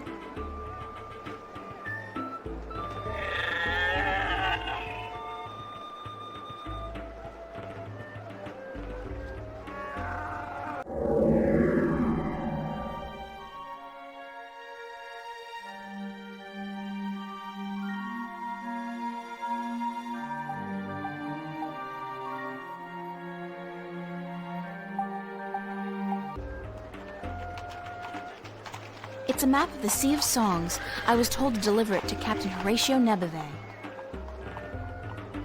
Did you deliver the map to the captain of the White Dragon? No, not yet. I'm not paying you to prance about the marketplace like royalty, girl. Get moving or you'll get the boot. Yes, sir.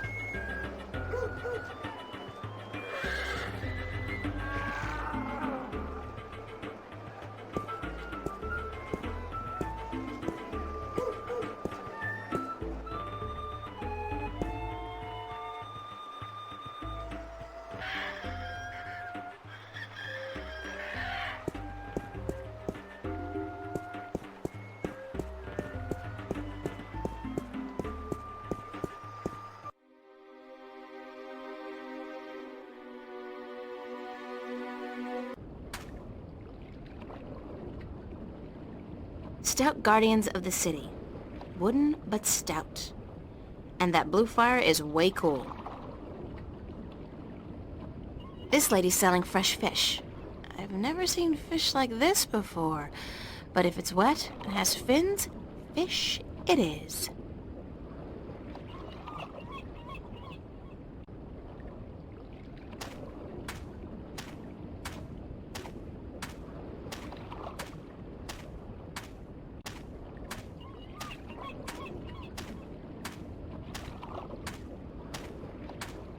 This guy's selling musical instruments.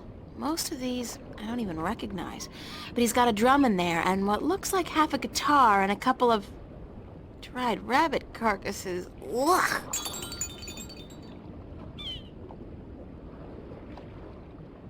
He's selling musical instruments. I'm not in the market for an instrument at this particular moment. Still, good to know where to get one in case of a musical emergency. Those guys must be part of the City Watch. They look a hell of a lot more intimidating than the Newport cops, despite the lack of an exoskeleton. Those guys must be part of the City Watch. They look a hell of a lot more intimidating than the Newport cops, despite the lack of an exoskeleton. This guy's selling lobsters, crabs, eels, and... what the hell is that purple thing? That is so not appetizing. He's selling a variety of fresh shellfish and other, delicacies.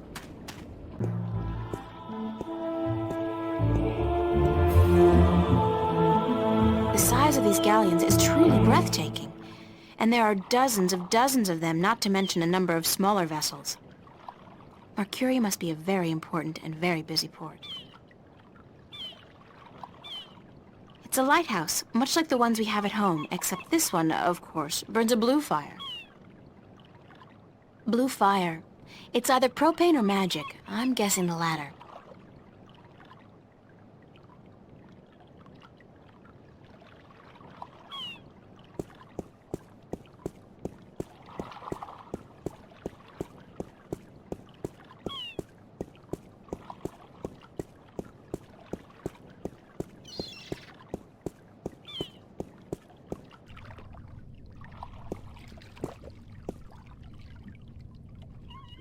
Assorted cargo. It's a small ship or boat. I don't know the difference. Is there a difference?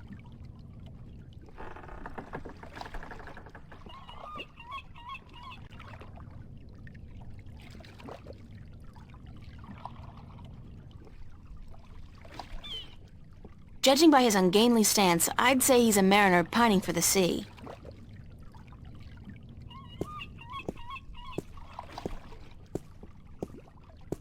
Ahoy there, matey! Pardon?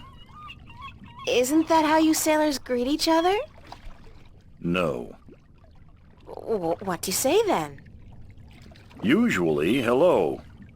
And if it's sunny, nice day for it. We might even try a how are you today then, if we're feeling adventurous. But never, ever, ahoy. This is valuable information. Aye, matey, that it be.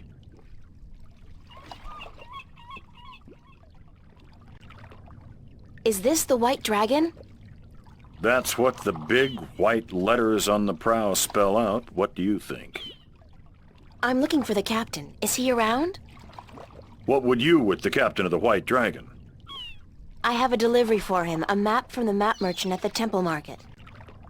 Aye. I be Captain Horatio Nebuve of the White Dragon, fastest vessel there ever was. Hand the map over, girl. With Jarl's blessing, the wind will return soon, and I can leave this accursed harbor for sunnier shores.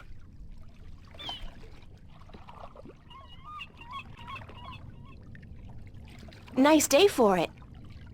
Not really, no. Why aren't you out at sea? Do you see the sail on that barge over there? Yes. Is it flapping? What? Is it flapping? Is the sail flapping in the wind? No. And why is that then? Because it's not windy? Exactly. Well, can't you just use oars or something? Oh, what an excellent idea. Now, why didn't we think of that? Of course. Oars! By Jarl's stunted left arm, that's it. Why have we been moored to the dock for a month with our merchandise dropping in value when we could have just rowed our way to Gien? Are you being sarcastic? Sarcastic? Me? What in Jarl's name makes you think that? How long's it been since the last wind? Near a month. Ever since that accursed alchemist put some kind of spell on the wind.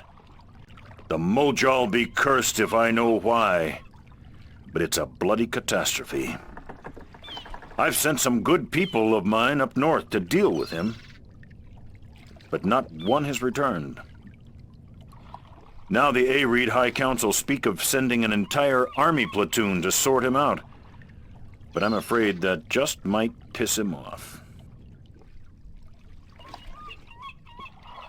Who's this alchemist who cast a spell on the wind? I believe his name is Clax.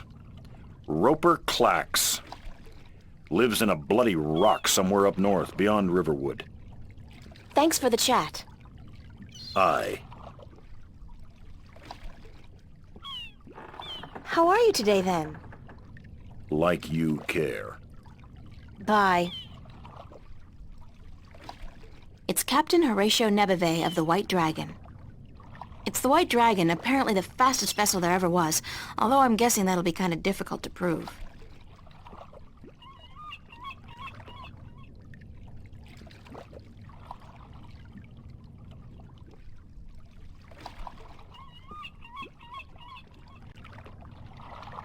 Thank you. There's an errand for your trouble.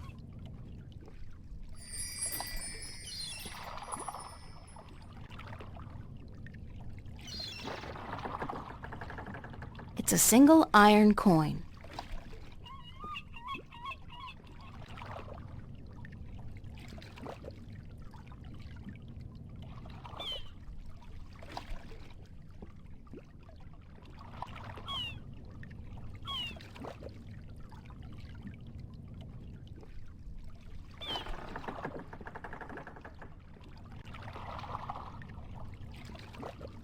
Sign this, please. What is it? I need your signature to confirm that you've received the map.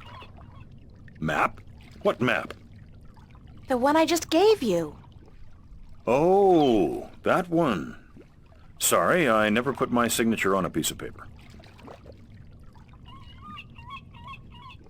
Why not? Brings bad luck to give a piece of yourself in that manner. A signature has untold powers. It's part of your soul. I can't sign away my soul. Who told you that signing a slip of paper is bad for your soul? I'm from Gien, and we're a spiritual people. Our souls are in balance with our bodies, and the great Mojal has taught us not to endanger this balance. Signing my name, giving a piece of myself in that manner, breeds corruption and imbalance within. And it pisses the Mojal off no end. And that's why you choose to make my life difficult? Hey, blame organized religion. You can't write, can you? Pardon? That's what this is all about. You can't write. So what? So what if I can't write? So what if I was born at sea and never spent more than a month ashore ever since? I still won't sign your accursed paper, by Jal. Look, all you have to do is sign an X next to your name on the list. You can't trick the great Mojal. The Mojal's untrickable. That's not trickery. It's legally binding. I said no. Is there anything I can do to get you to sign? No. Well, yes. But no. Look, Captain, I'm desperate here. I really, really need some kind of signature. Well, there's always music. What's music got to do with you signing my list? Nothing. But it distracts the Mojal. What are you talking about? Why would you need to distract the Mojal? I can't sign when there's a chance the Mojal is watching. Music distracts the Mojal. Ergo, I can sign. But doesn't that mean the Mojal is always distracted? I mean, there's always music somewhere in the world. The Mojal has an eye and an ear for every acolyte, and straying from the path can bring great wrath upon us. Granted, I know very little of the Mojal, but seriously, maybe you should look into alternative religions. Blasphemy! Besides, I only have to visit the temple once every 2 years, and the membership fees are quite reasonable. So, if I play some music, you'll sign? Aye. I'll give you that much. I'll be back. I don't doubt it for a second.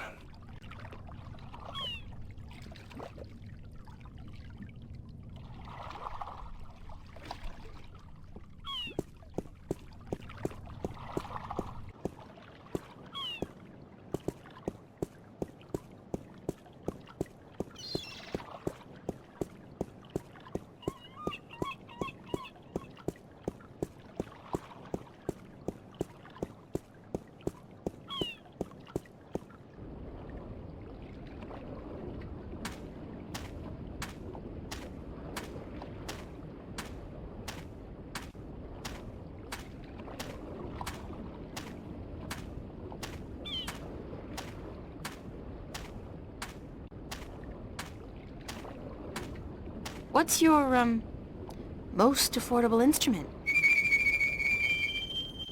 That's cute. The flute, right? And how much for the flute? I'm guessing that's 1 Aaron? He's selling the flute for 1 Aaron, I think.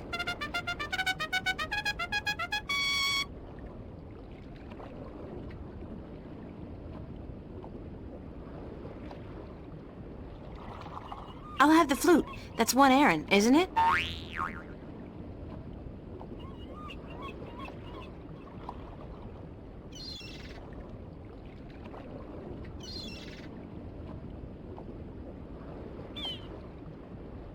As luck would have it, I actually know how to play a flute. Not very well, but I'm sure the, Mojal won't mind.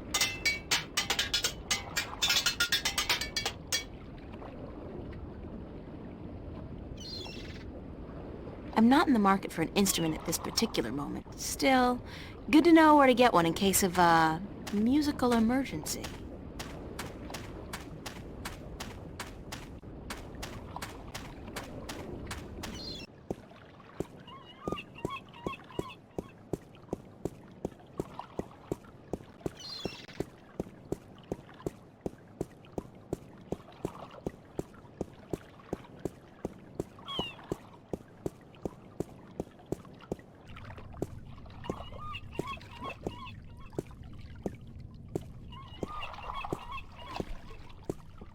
Hello.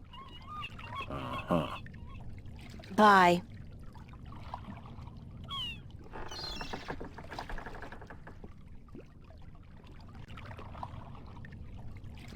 It's a wooden flute.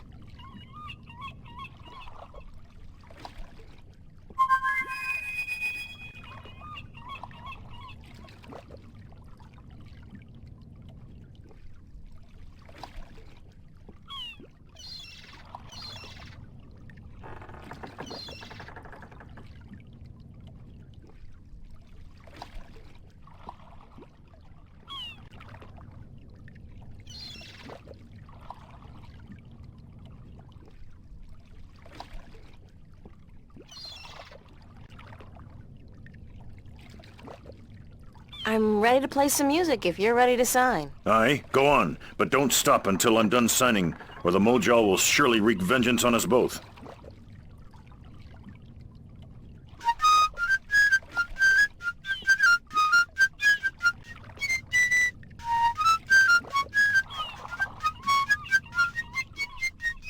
Done.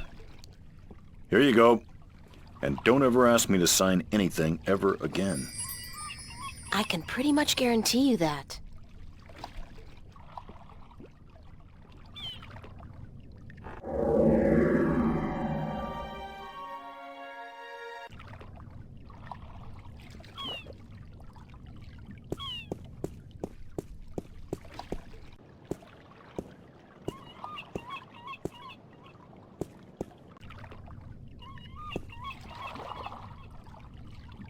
I wouldn't feel too comfortable about sailing anywhere in that. It's like a toy boat for children. It's a lighthouse. The blue fire's burning bright, a safe beacon for weary sailors, and a magnet for flowery prose. It's a quaint, old-fashioned treasure chest. I wonder if there's anything exciting inside it, like doubloons or whatever they're called. The old man and the, ocean? Looks like a lifetime at sea has left its tracks on him. Better a lifetime at sea than a day in a dress and a brassiere.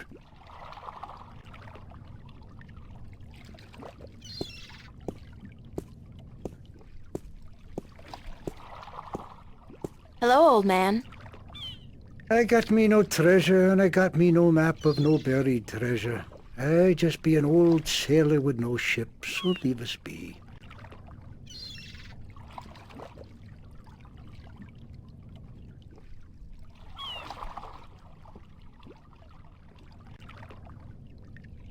What are you doing? Mending nets, of course. What'd it look like I be doing?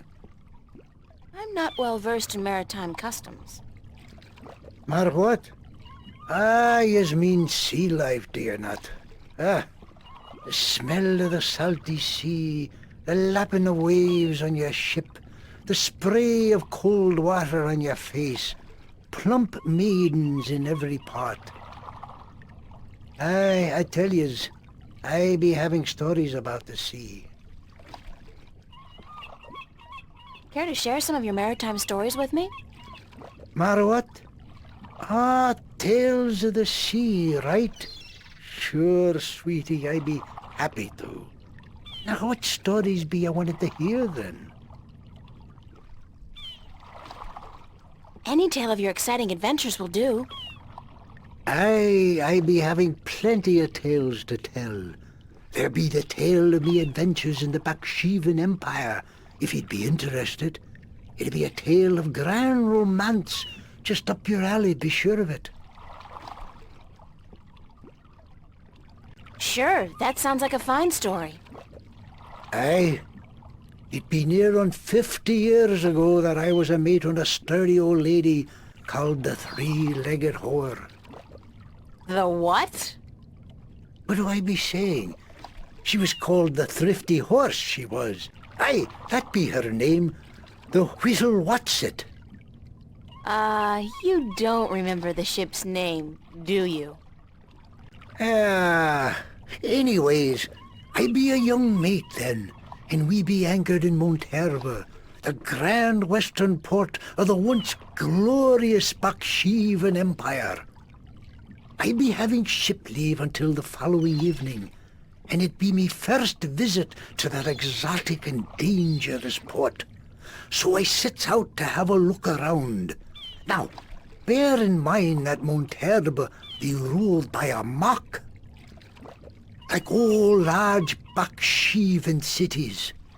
In principle, the Mock be having to report to and pay half of all taxes to the Emperor in Port Altaban. But with the Baksheevan Empire having all but crumbled into pieces, the provinces do be having the power to do pretty much as they be wanting. And so I sets out on me own that day to explore the city. Now, bear in mind that all the cities of the Southlands,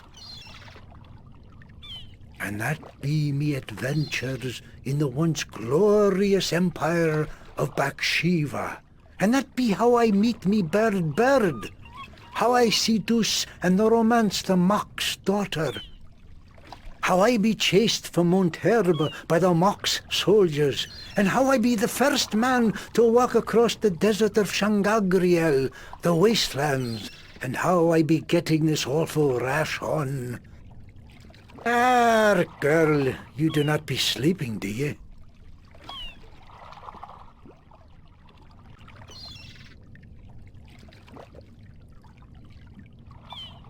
What? What? Sleeping? No. Just concentrating really hard.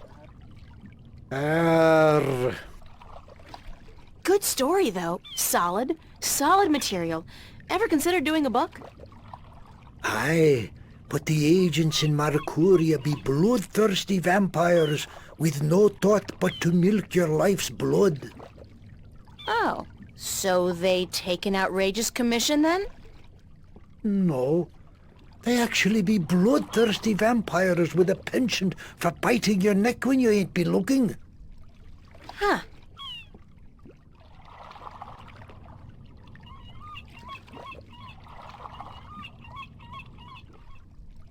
I'd love to hear some more maritime stories. Sure, sweetie, I'd be happy to. What story you be wanting to hear now?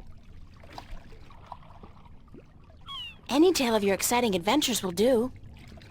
You want more? Damn be me wooden left ankle. I be having a great old tale to tell yous about how I be coming to have me wooden pecker. It all began... You know what? On second thought, forget about it.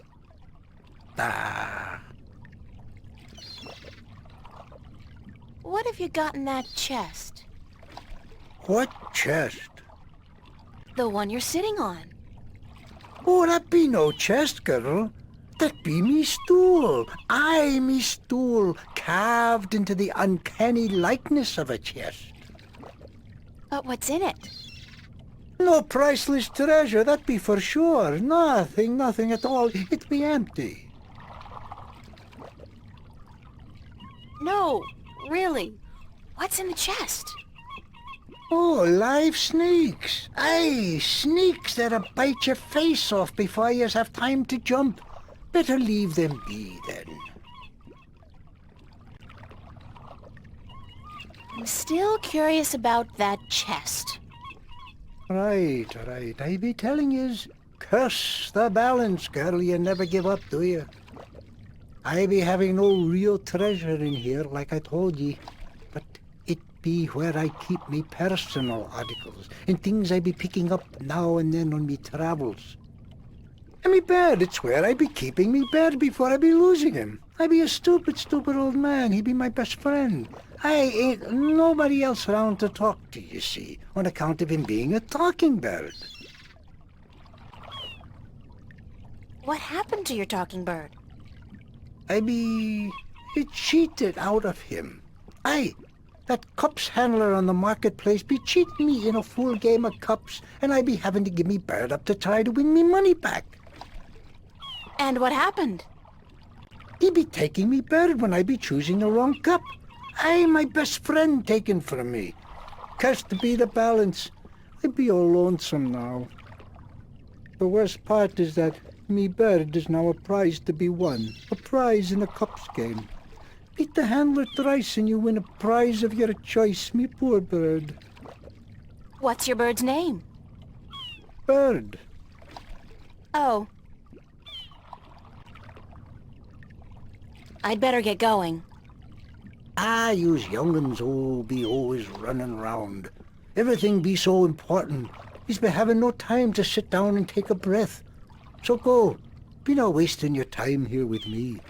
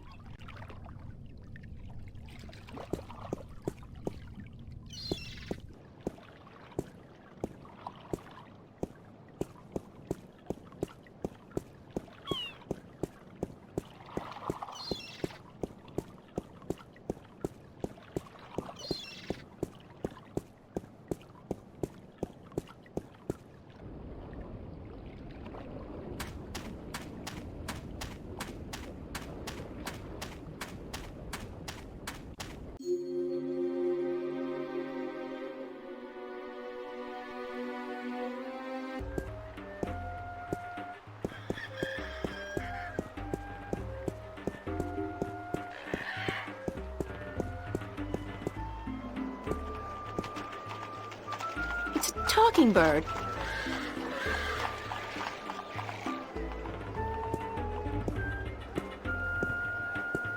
I'm ready for my next job, sir.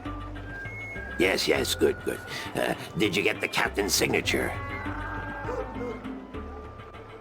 Yes.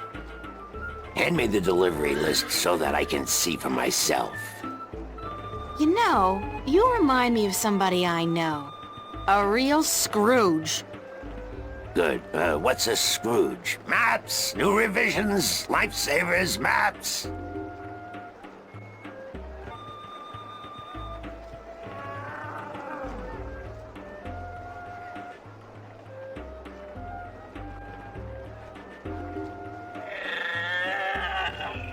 Right. Your next assignment is a map of Shangagriel to the Rolling Man. Hold on.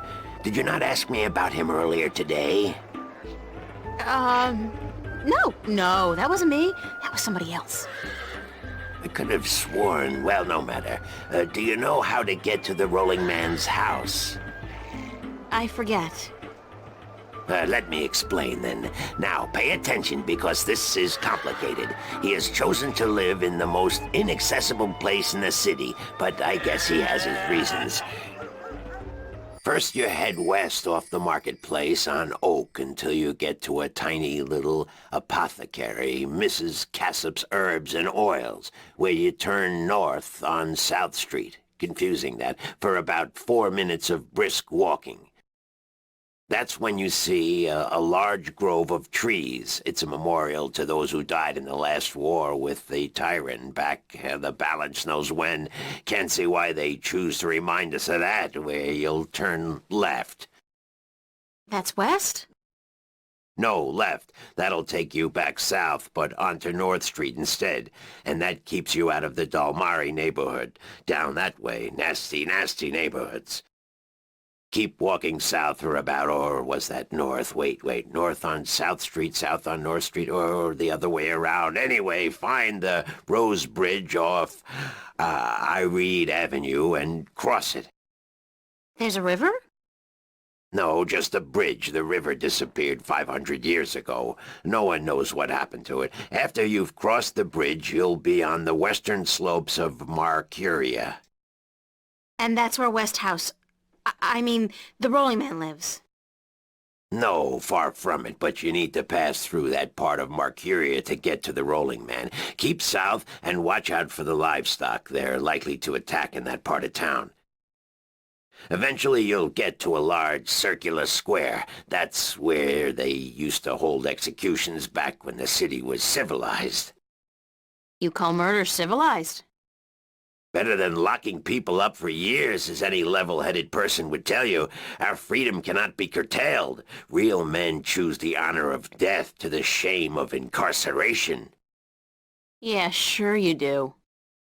Circle around the square and head down Tandak for half a mile. Or should that be Parak Lane? Yes, Parak Lane.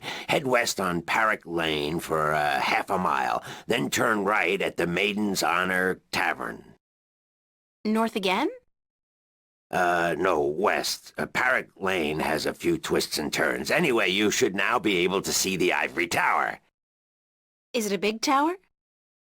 No, only about 5 feet tall, but it's ivory, straight from the coast of the Southlands, bravely cut from the drooling jaws of the gruesome Kandar.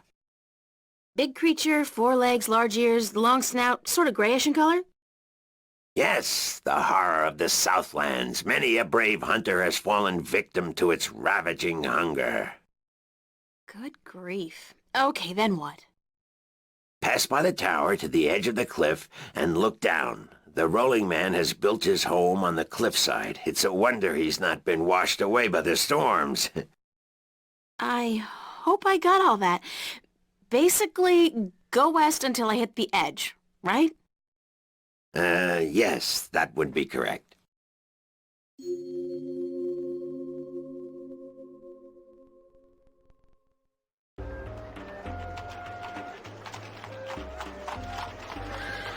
Weren't you supposed to make a delivery to the Rolling Man? Yes I was.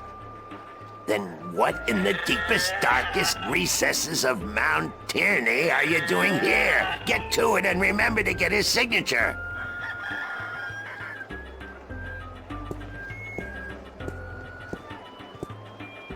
How about a game of cups today?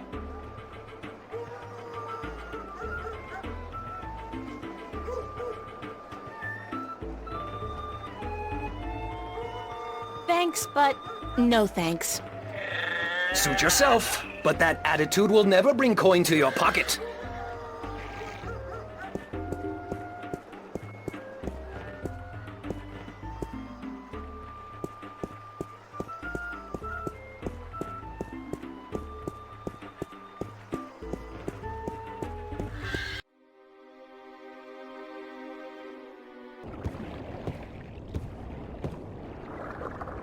Great view. Back home, a place like this would easily set you back tens of millions. Here, it's probably free.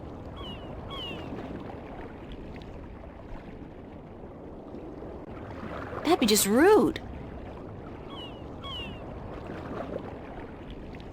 That's probably Mr. Westhouse. It's a brown, slightly cloudy liquor. I can't hold my liquor. I'll be spending the rest of the day doubled over, staring into the ocean, and, I'll just not have any.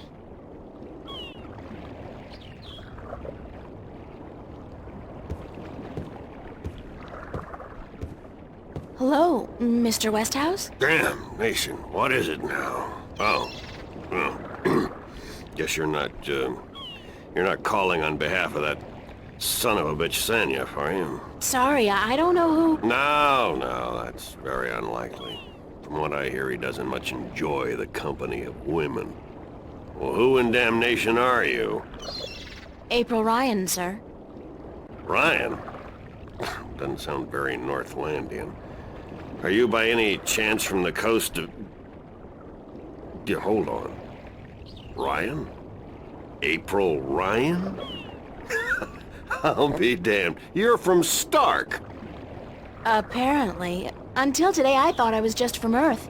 I had no idea there were 2 of them. Takes you by surprise, doesn't it? Well, goddamn. Sit down, Miss Ryan. Let me get you a drink.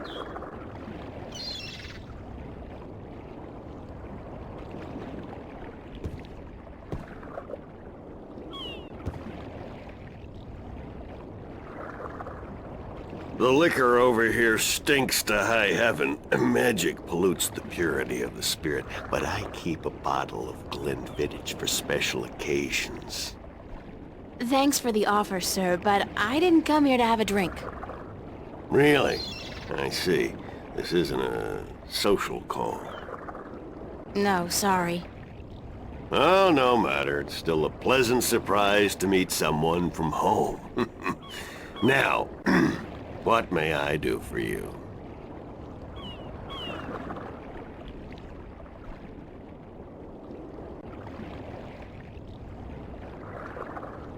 I have a delivery for you. A delivery?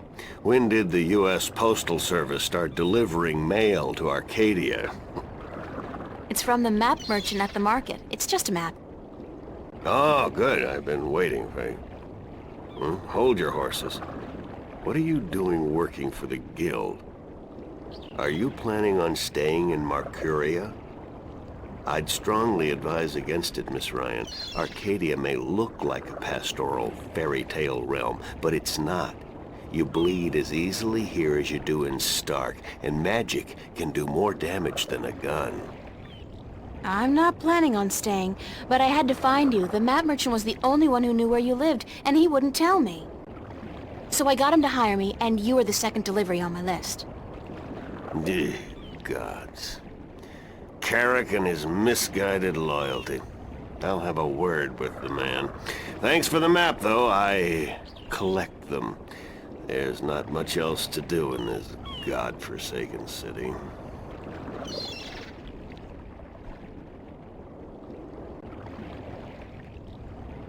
Cortez told me to look you up. He did he? I see. Who's Cortez? You don't know him? I think not. I'd certainly remember. Did you say Cortez? You wouldn't be talking about old Manny Chavez, would you? Well, he ought to be dead by now, but then, by all rights, so should I. I don't know his first name, but he calls himself Cortez. Tall fellow, mysterious and elusive, rarely answers a question with a simple yes or no. Smokes like a chimney? Aside from that bit about smoking like a chimney, it sounds exactly like Cortez. Manny. I'll be damned. That old crook is still around. Well, how the devil is he? He's good. Where do you know him from?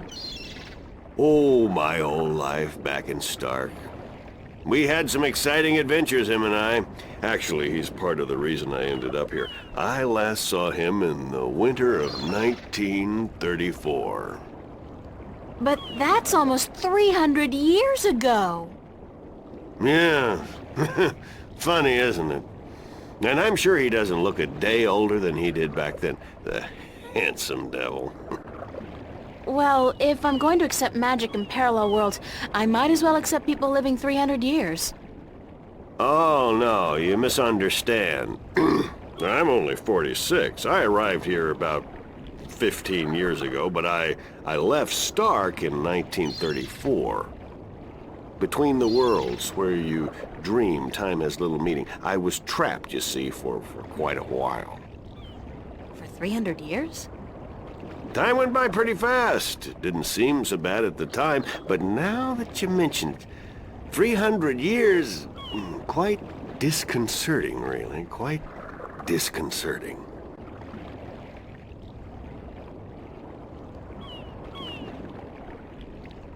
Cortez said to look you up when I wanted to go back home, to Stark. Now, why would he say that? I'm not a shifter, and I don't know any magic. I'm sorry, Miss Ryan, but you'd be better off asking the Sentinel priests for assistance. Already did. They said I was on my own, that they couldn't help me. Bloody typical. Those reactionary fools wouldn't extend a hand to help a drowning man if it violated the principles of their bloody balance. But I can't think why Manny would tell you to visit me in order to shift home. It just doesn't make sense. How did you end up here in Marcuria? That's quite a story. I won't bore you with the details, but suffice it to say, I was always somewhat of an adventurer. The promise of virgin territory untouched by civilization held great sway with me in my youth, as did the idea of a highly spiritual state of mind. The occult, magic, karma. I was born in 1902 in Boston. By the time I was 17, I'd put that life behind me. I spent the next 3 years at sea, and then I wandered around Europe for a time. In the early 30s, the 1930s, of course, I found myself in India working as a journalist. That's where I met Manny, and that's where I first heard of Arcadia. I was amazed and quite skeptical at first, but the thought of a whole new world to see and magic? I was a fool, of course, but who knew where my curiosity would bring me? So what happened in India? I've tried to forget about it, to be honest. If I could go back and convince myself not to... but I still wouldn't have listened, of course. The unknown attracts. I ended up in Tibet in the winter of '34, wading through snow up to my chest, thinking for sure that this was it, and I was going to die. Manny pulled me out of that one, thank God. I spent 3 months in a monastery before pushing on into the void. There's only one way for a non-shifter to pass through the divide, and it's not an easy road to take. Now, if you don't mind, I'd prefer not to talk about the past anymore. There's more than enough to worry about in the present. I should get going. Very well. You're welcome back at any time, Miss Ryan. Anytime. Thank you, sir. I'll remember that.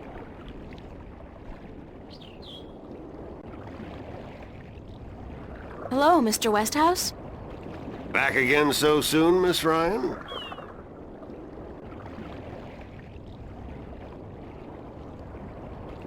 I should get going.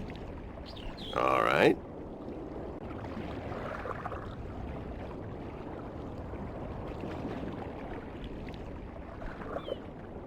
Sign this, please. It's just to confirm that I made the delivery. Certainly.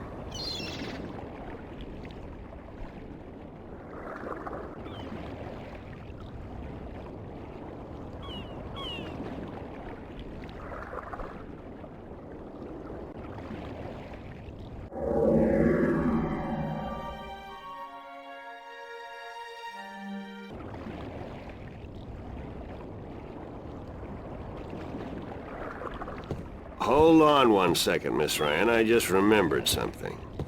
It's such a long time ago, I'd almost forgotten, but Manny did give me something that might be of interest. What is it? It's a pocket watch. Manny gave it to me the last time I saw him. I never quite understood why, but maybe you can tell me. Did he say anything about it? He said that when his heart started beating again, he would know. It would be like a message in Morse code, a beacon. Damn watch never worked, and the winding mechanism is broken, so it's probably not worth much. You're welcome to it if it's any help. Thanks.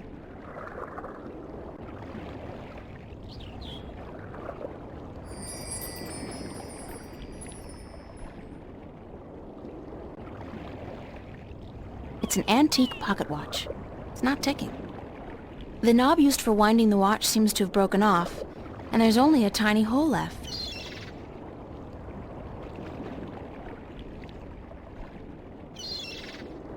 If I insert this pin carefully into the hole, like so, and then slowly wind it... It worked! It's ticking!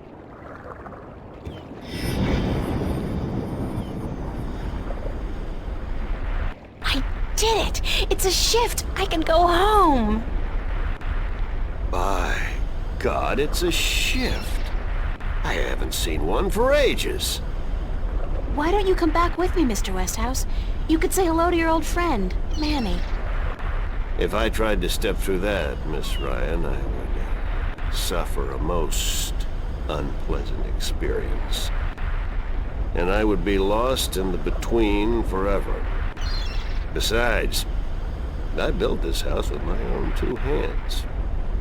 I wouldn't want to leave it to these barbarians. And what does your Stark have to offer me? This world is more recognizable to me now. Now you go ahead, Miss Ryan. Go back. And don't let your curiosity of the unknown tempt you into making another shift. Thanks for your help. Say hello to Manny for me. Tell him I'm doing all right. And then I said, thanks.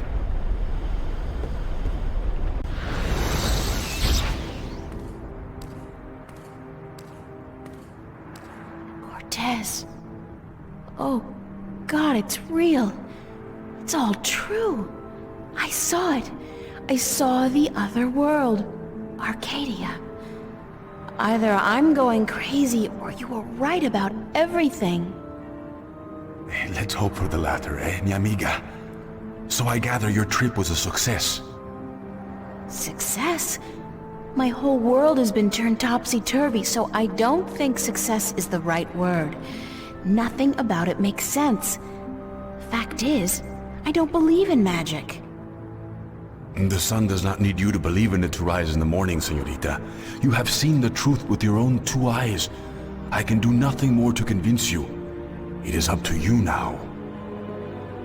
Well, do I have a choice? I have to believe at least some of it. My life wouldn't make much sense otherwise. You are a true skeptic, April. Está bien. We need your kind to balance the hopeless romantics like myself. What happens now? The Minstrom told you about the balance, about Stark and Arcadia. A man named Tobias. He was called the Vestrum, I think. Vestrum Tobias. Ah, so Tobias made Vestrum. Que bien, good. I knew he would go far when I first met him years ago. He was just an instrument then, a student of the balance, but he was smart and resourceful. So you know what is going on with the balance. Tobias told me that the Guardian was missing and that the balance was failing. He said this would bring chaos into both worlds. As we are already seeing, your dreams, your nightmares, they are part of these. You sense chaos more keenly than most, but even they are beginning to notice that things are not as they should be. Like last night. What about last night? What you saw, you were not alone this time. There were others, and they saw the same thing. Not nightmares anymore. Real. The first sign of the damage chaos can do. The divide is being breached. It is not yet time for the worlds to be united. A breach could prove catastrophical. Who are you really, Cortez? Excuse me? People knew you over there in Arcadia. Tobias. He didn't know you by your real name, but he did know you. And Mr. Westhouse, he knew you too, as Chavez, but several hundred years ago. So my secrets are being revealed, are they? I wouldn't say that, because you're still a mystery to me. Or so. Good. You see, señorita, mystery is important. To know everything, to know the whole truth is dull. There is no magic in that. Magic is not knowing. Magic is wondering about what and how and where. I'd settle for the truth, just to be able to know you. Because, honestly, I don't mean this in a bad way. You scare me, Cortez. I'm afraid of you. And you are not the only one, mi amiga. I'm sorry, but whatever it is about me that mystifies you, it will have to stay a secret. There are things even you should not know. Gee, thanks. That really helped. Perdóname. Perhaps later, when we are certain of what the future holds, okay? I think I can promise you that, Señorita Ryan. Later. But for now, we must speak of more important matters. You helped me back, didn't you? To shift? See? The power is yours, yes? But for now, you need me to focus your powers to call forth your dreams. Dreams? Yes. To travel from one world to the next, you must pass through the world of dreams. It is the only way. You are capable of opening a shift on your own, but you might not be able to. What do you mean? The power, the magic is within you. And when you sleep, sometimes you open the portal without even being aware of it. But when you're awake, it's more difficult. With practice, you will do it. I don't think I want to do it. You must. The worlds depend on it. So what do I do? We must work together, April. I can't do it alone, and neither can you. But what exactly is it that we have to do? 4 things. We must find the Lost Guardian, we must locate the gateway to his realm, and the disc that is the key to his tower, and we must do what we can to curtail and defeat the Vanguard.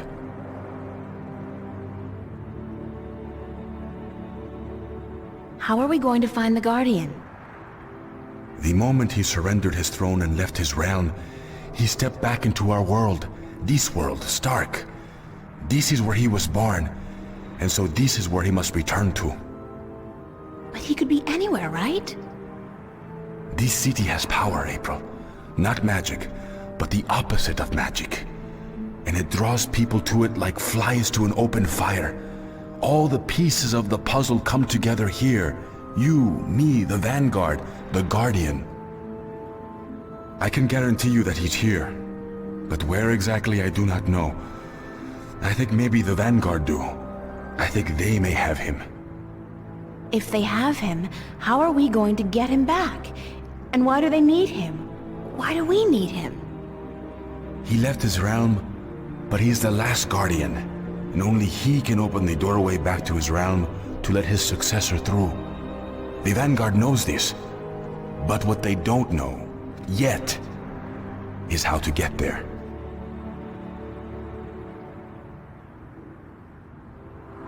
Who'd know about the gateway to the Guardian's realm? That I do not know. That knowledge wouldn't be here in Stark.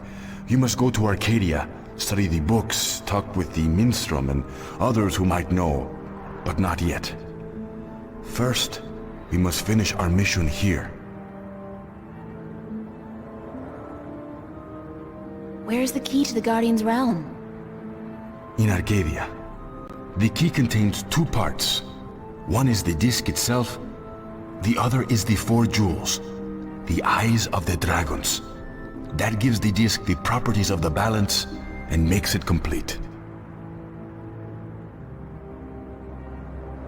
Where is the disc? The disc was left in the care of the Sentinel 10,000 years ago. In the beginning, it was kept in the open, displayed for all to see. But not anymore. Not since thieves tried to make away with it. They will know where it is. Ask Tobias, Vestrum Tobias. Where are the 4 jewels? Ah, the eyes of the dragons. They are kept by the 4 dragons themselves. 2 in Arcadia and 2 in Stark. The white dragon has 1, as does the old one. These you must find yourself. I'll help you with the others. How do we defeat the Vanguard? The Vanguard are strong here and growing stronger. Even in Arcadia, they are gaining a foothold. And with the Tyrant on a leash, the future looks quite bleak. How do you know so much about what's going on in Arcadia? Voices whisper in my ear, Señorita. Voices that I trust. You're saying the Vanguard are strong here. How come I haven't heard about them? They don't go by that name here. Did you ever hear of the Church of Voltec? Sure, they're... Oh, that's the Vanguard? See? Then they're big, very big. But why assume a different name here? In Arcadia, they flaunt their philosophy. They preach the destruction of the balance under the pretense of returning humankind to the glories of the past. Here, they cannot do that, so they have integrated themselves slowly but surely into society under the subterfuge of the New Age religion, and they've built a financial empire to match governments. They have that much money? The Vanguard own multinational companies. They own planets, April.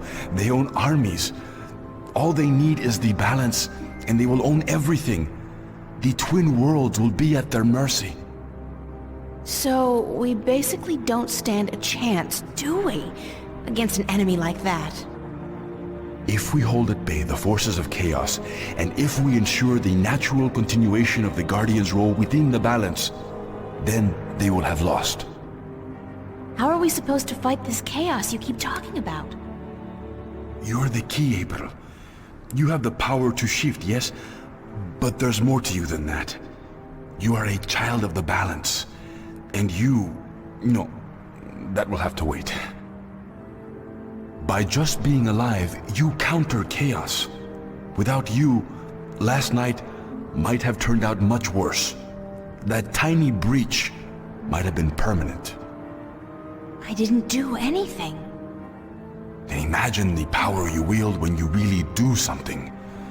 Trust me on this, amiga. It's instinctive to you to fight chaos. You see it so clearly, and you will know what to do. You are most needed in Arcadia, where chaos is a part of reality. The tidal wave will hit there first, and unless it's subdued before it hits Stark full force, we'll never stand a chance. So you will have to travel to Arcadia after we are done here. Okay, so that's it? Kick some Vanguard ass, find the Guardian, locate the entrance to his realm, and a 10,000-year-old disc and 4 Dragon Eye jewels? And oh, April, make sure you do battle with the physical manifestations of chaos along the way, because hey, that's your destiny. It's impossible, Cortez. I can't do these things. I'm 18, I'm an artist. No, not even that, I'm nobody. You can't place all these responsibilities on my shoulders. I can't carry that much. I will help you, April. Others too, you're not alone. Well, I feel very alone, and I can't even tell anybody about this. Yeah, hi, how are you? I'm the Chosen One. Can you help me save the world from evil and chaos? There is no Chosen One, April. There are only those who would and those who wouldn't. You have a choice between the two. You said I had powers, that I wasn't like everybody else. True, but you still have a choice. Prophecies can never unravel the will of a single human. You are one of many possible paths, but unfortunately, most of the alternative paths have been blocked by circumstances beyond our control. The world does depend on you, but you have not been chosen. You choose for yourself what you are and what you will be. What happens if I choose no? No way! I am not a fortune teller, nor am I a Vinar. What will happen? Something else? That's all I can tell you. Something else. But I'm sure it won't be anything good. Not unless you agree to help. But I can't do it. I'm not who you think I am. I'm not your savior. I don't have any magic powers. I'm just this girl. I'm just me. The choice is yours, April. As always, the choice is yours. It's not much of a choice, is it? For what it's worth? Perhaps not. Still, you need to come to the decision on your own. Then the choice will have to be, yes, let's save the world. Where do we start? Here, in Newport. We must find out about the Vanguard. Their headquarters are in this city, but where? Do they have the Guardian under lock and key? What are their weaknesses? Once we've done that, you must travel to Arcadia. I cannot go there, and besides, I have things to take care of here. Right. Except, where the hell do I go to find out about the Vanguard? The library? The net? Valuable information is hard to find. Remember the painting I showed you yesterday? Sure. The artist, a boy named Warren. I told you about him, yes? Warren is involved in a lot of activities that, aren't exactly legal. He has connections. He can point us in the right direction. All right, okay. Where do I find him? My friend, Father Raul at the Hope Street Cathedral, he's had some contact with the boy lately. Ask him. Wait, did you say Hope Street? Yes? As in the most dangerous neighborhood in Newport? Is it? I don't usually follow the civic affairs of the city. I remember Hope Street when they first built it, a clean neighborhood. That must have been a very long time ago. Still, I'm sure you'll be safe. You're a girl, no? A self-respecting gentleman would never harm a girl. It's the self-respecting gentleman part I'm concerned about. Still, I can handle myself. Father Raul, was it? At the Hope Street Cathedral? Yes. He will lead you in the right direction, help you find Warren Hughes. When you're done tomorrow, we will meet up at the cathedral late in the afternoon. I need to speak with Raul as well. Okay, good. It's a plan then? Enjoy yourself tonight, April. Who knows what the future may hold? Good night.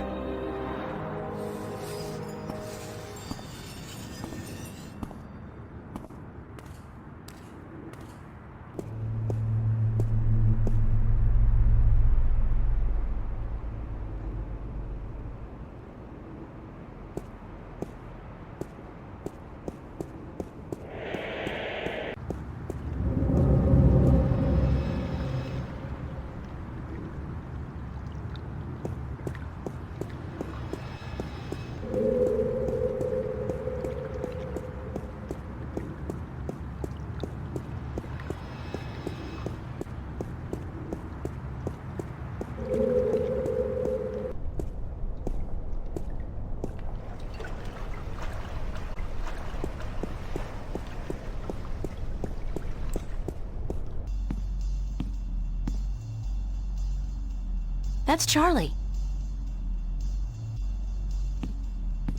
Pulling long hours today, Charlie? Unfortunately, yeah. Are you staying for the show tonight? What show? You don't know who's playing? I've had a few other things on my mind these past few days, Charlie. Sorry. Anybody good? Anybody good? Are you kidding? Roy and Dale's playing. It's the first gig on their new tour. Sort of returning to their roots before they do the big venues. Tonight? Great, that's perfect. Especially tonight. I need some serious unwinding.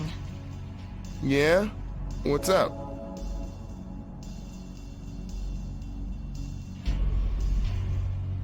I just had the weirdest experience of my life. Weirder than what happened here last night? Much weirder, trust me. I mean, what happened here, it could be explained. A hologram, rapture gas, mass suggestion. That's stretching it a little, don't you think? What, rather than the alternatives? That we're all either going crazy or that something's breaking through from another world? You don't think that's stretching it? I don't know what I think, April. I just know that sometimes there are things lurking in the shadows that can't be explained by science. That the world holds more mysteries than we think. Maybe. So what's this thing you were gonna tell me about the weirdest experience of your life? You wouldn't believe me anyway, Charlie. Try me. No, really, I can't. It's too much, too close. I don't know if I believe it myself. Okay. You tell me about it later then, alright? Maybe. Is Emma around? Haven't seen her. But she knows about the show, so she'll be here. When does the concert start? In less than an hour. I expect the place to be crowded soon, so you should find yourself a spot to sit down. Thanks, Charlie. No problem. Later.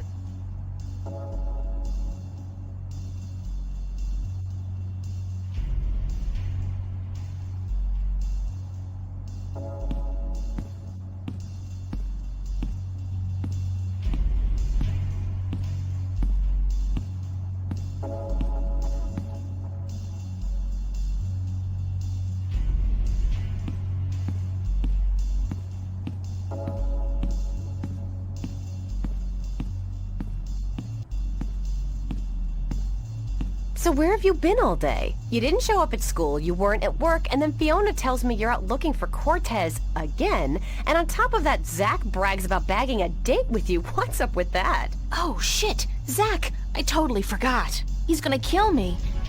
If I don't show up, that is. You mean it's true? You have a date with that asshole? I told him he was full of shit. I needed some information. And you sell yourself to get it? April, you're insane. Well, you're just going to have to disappoint him. I made a promise. To that sleazebag? That's a promise made to be broken. A promise is a promise. I have to go. Commendable, but incredibly misguided. He's only after one thing, you know, and that's sex. He can forget about that. I'll go, but I'm only staying an hour. I'll tell him I'm tired or sick. Knowing Zach, he'll take that as an invitation to your bed. But I guess you've made up your mind. Go, have a good time. Good luck, you'll need it.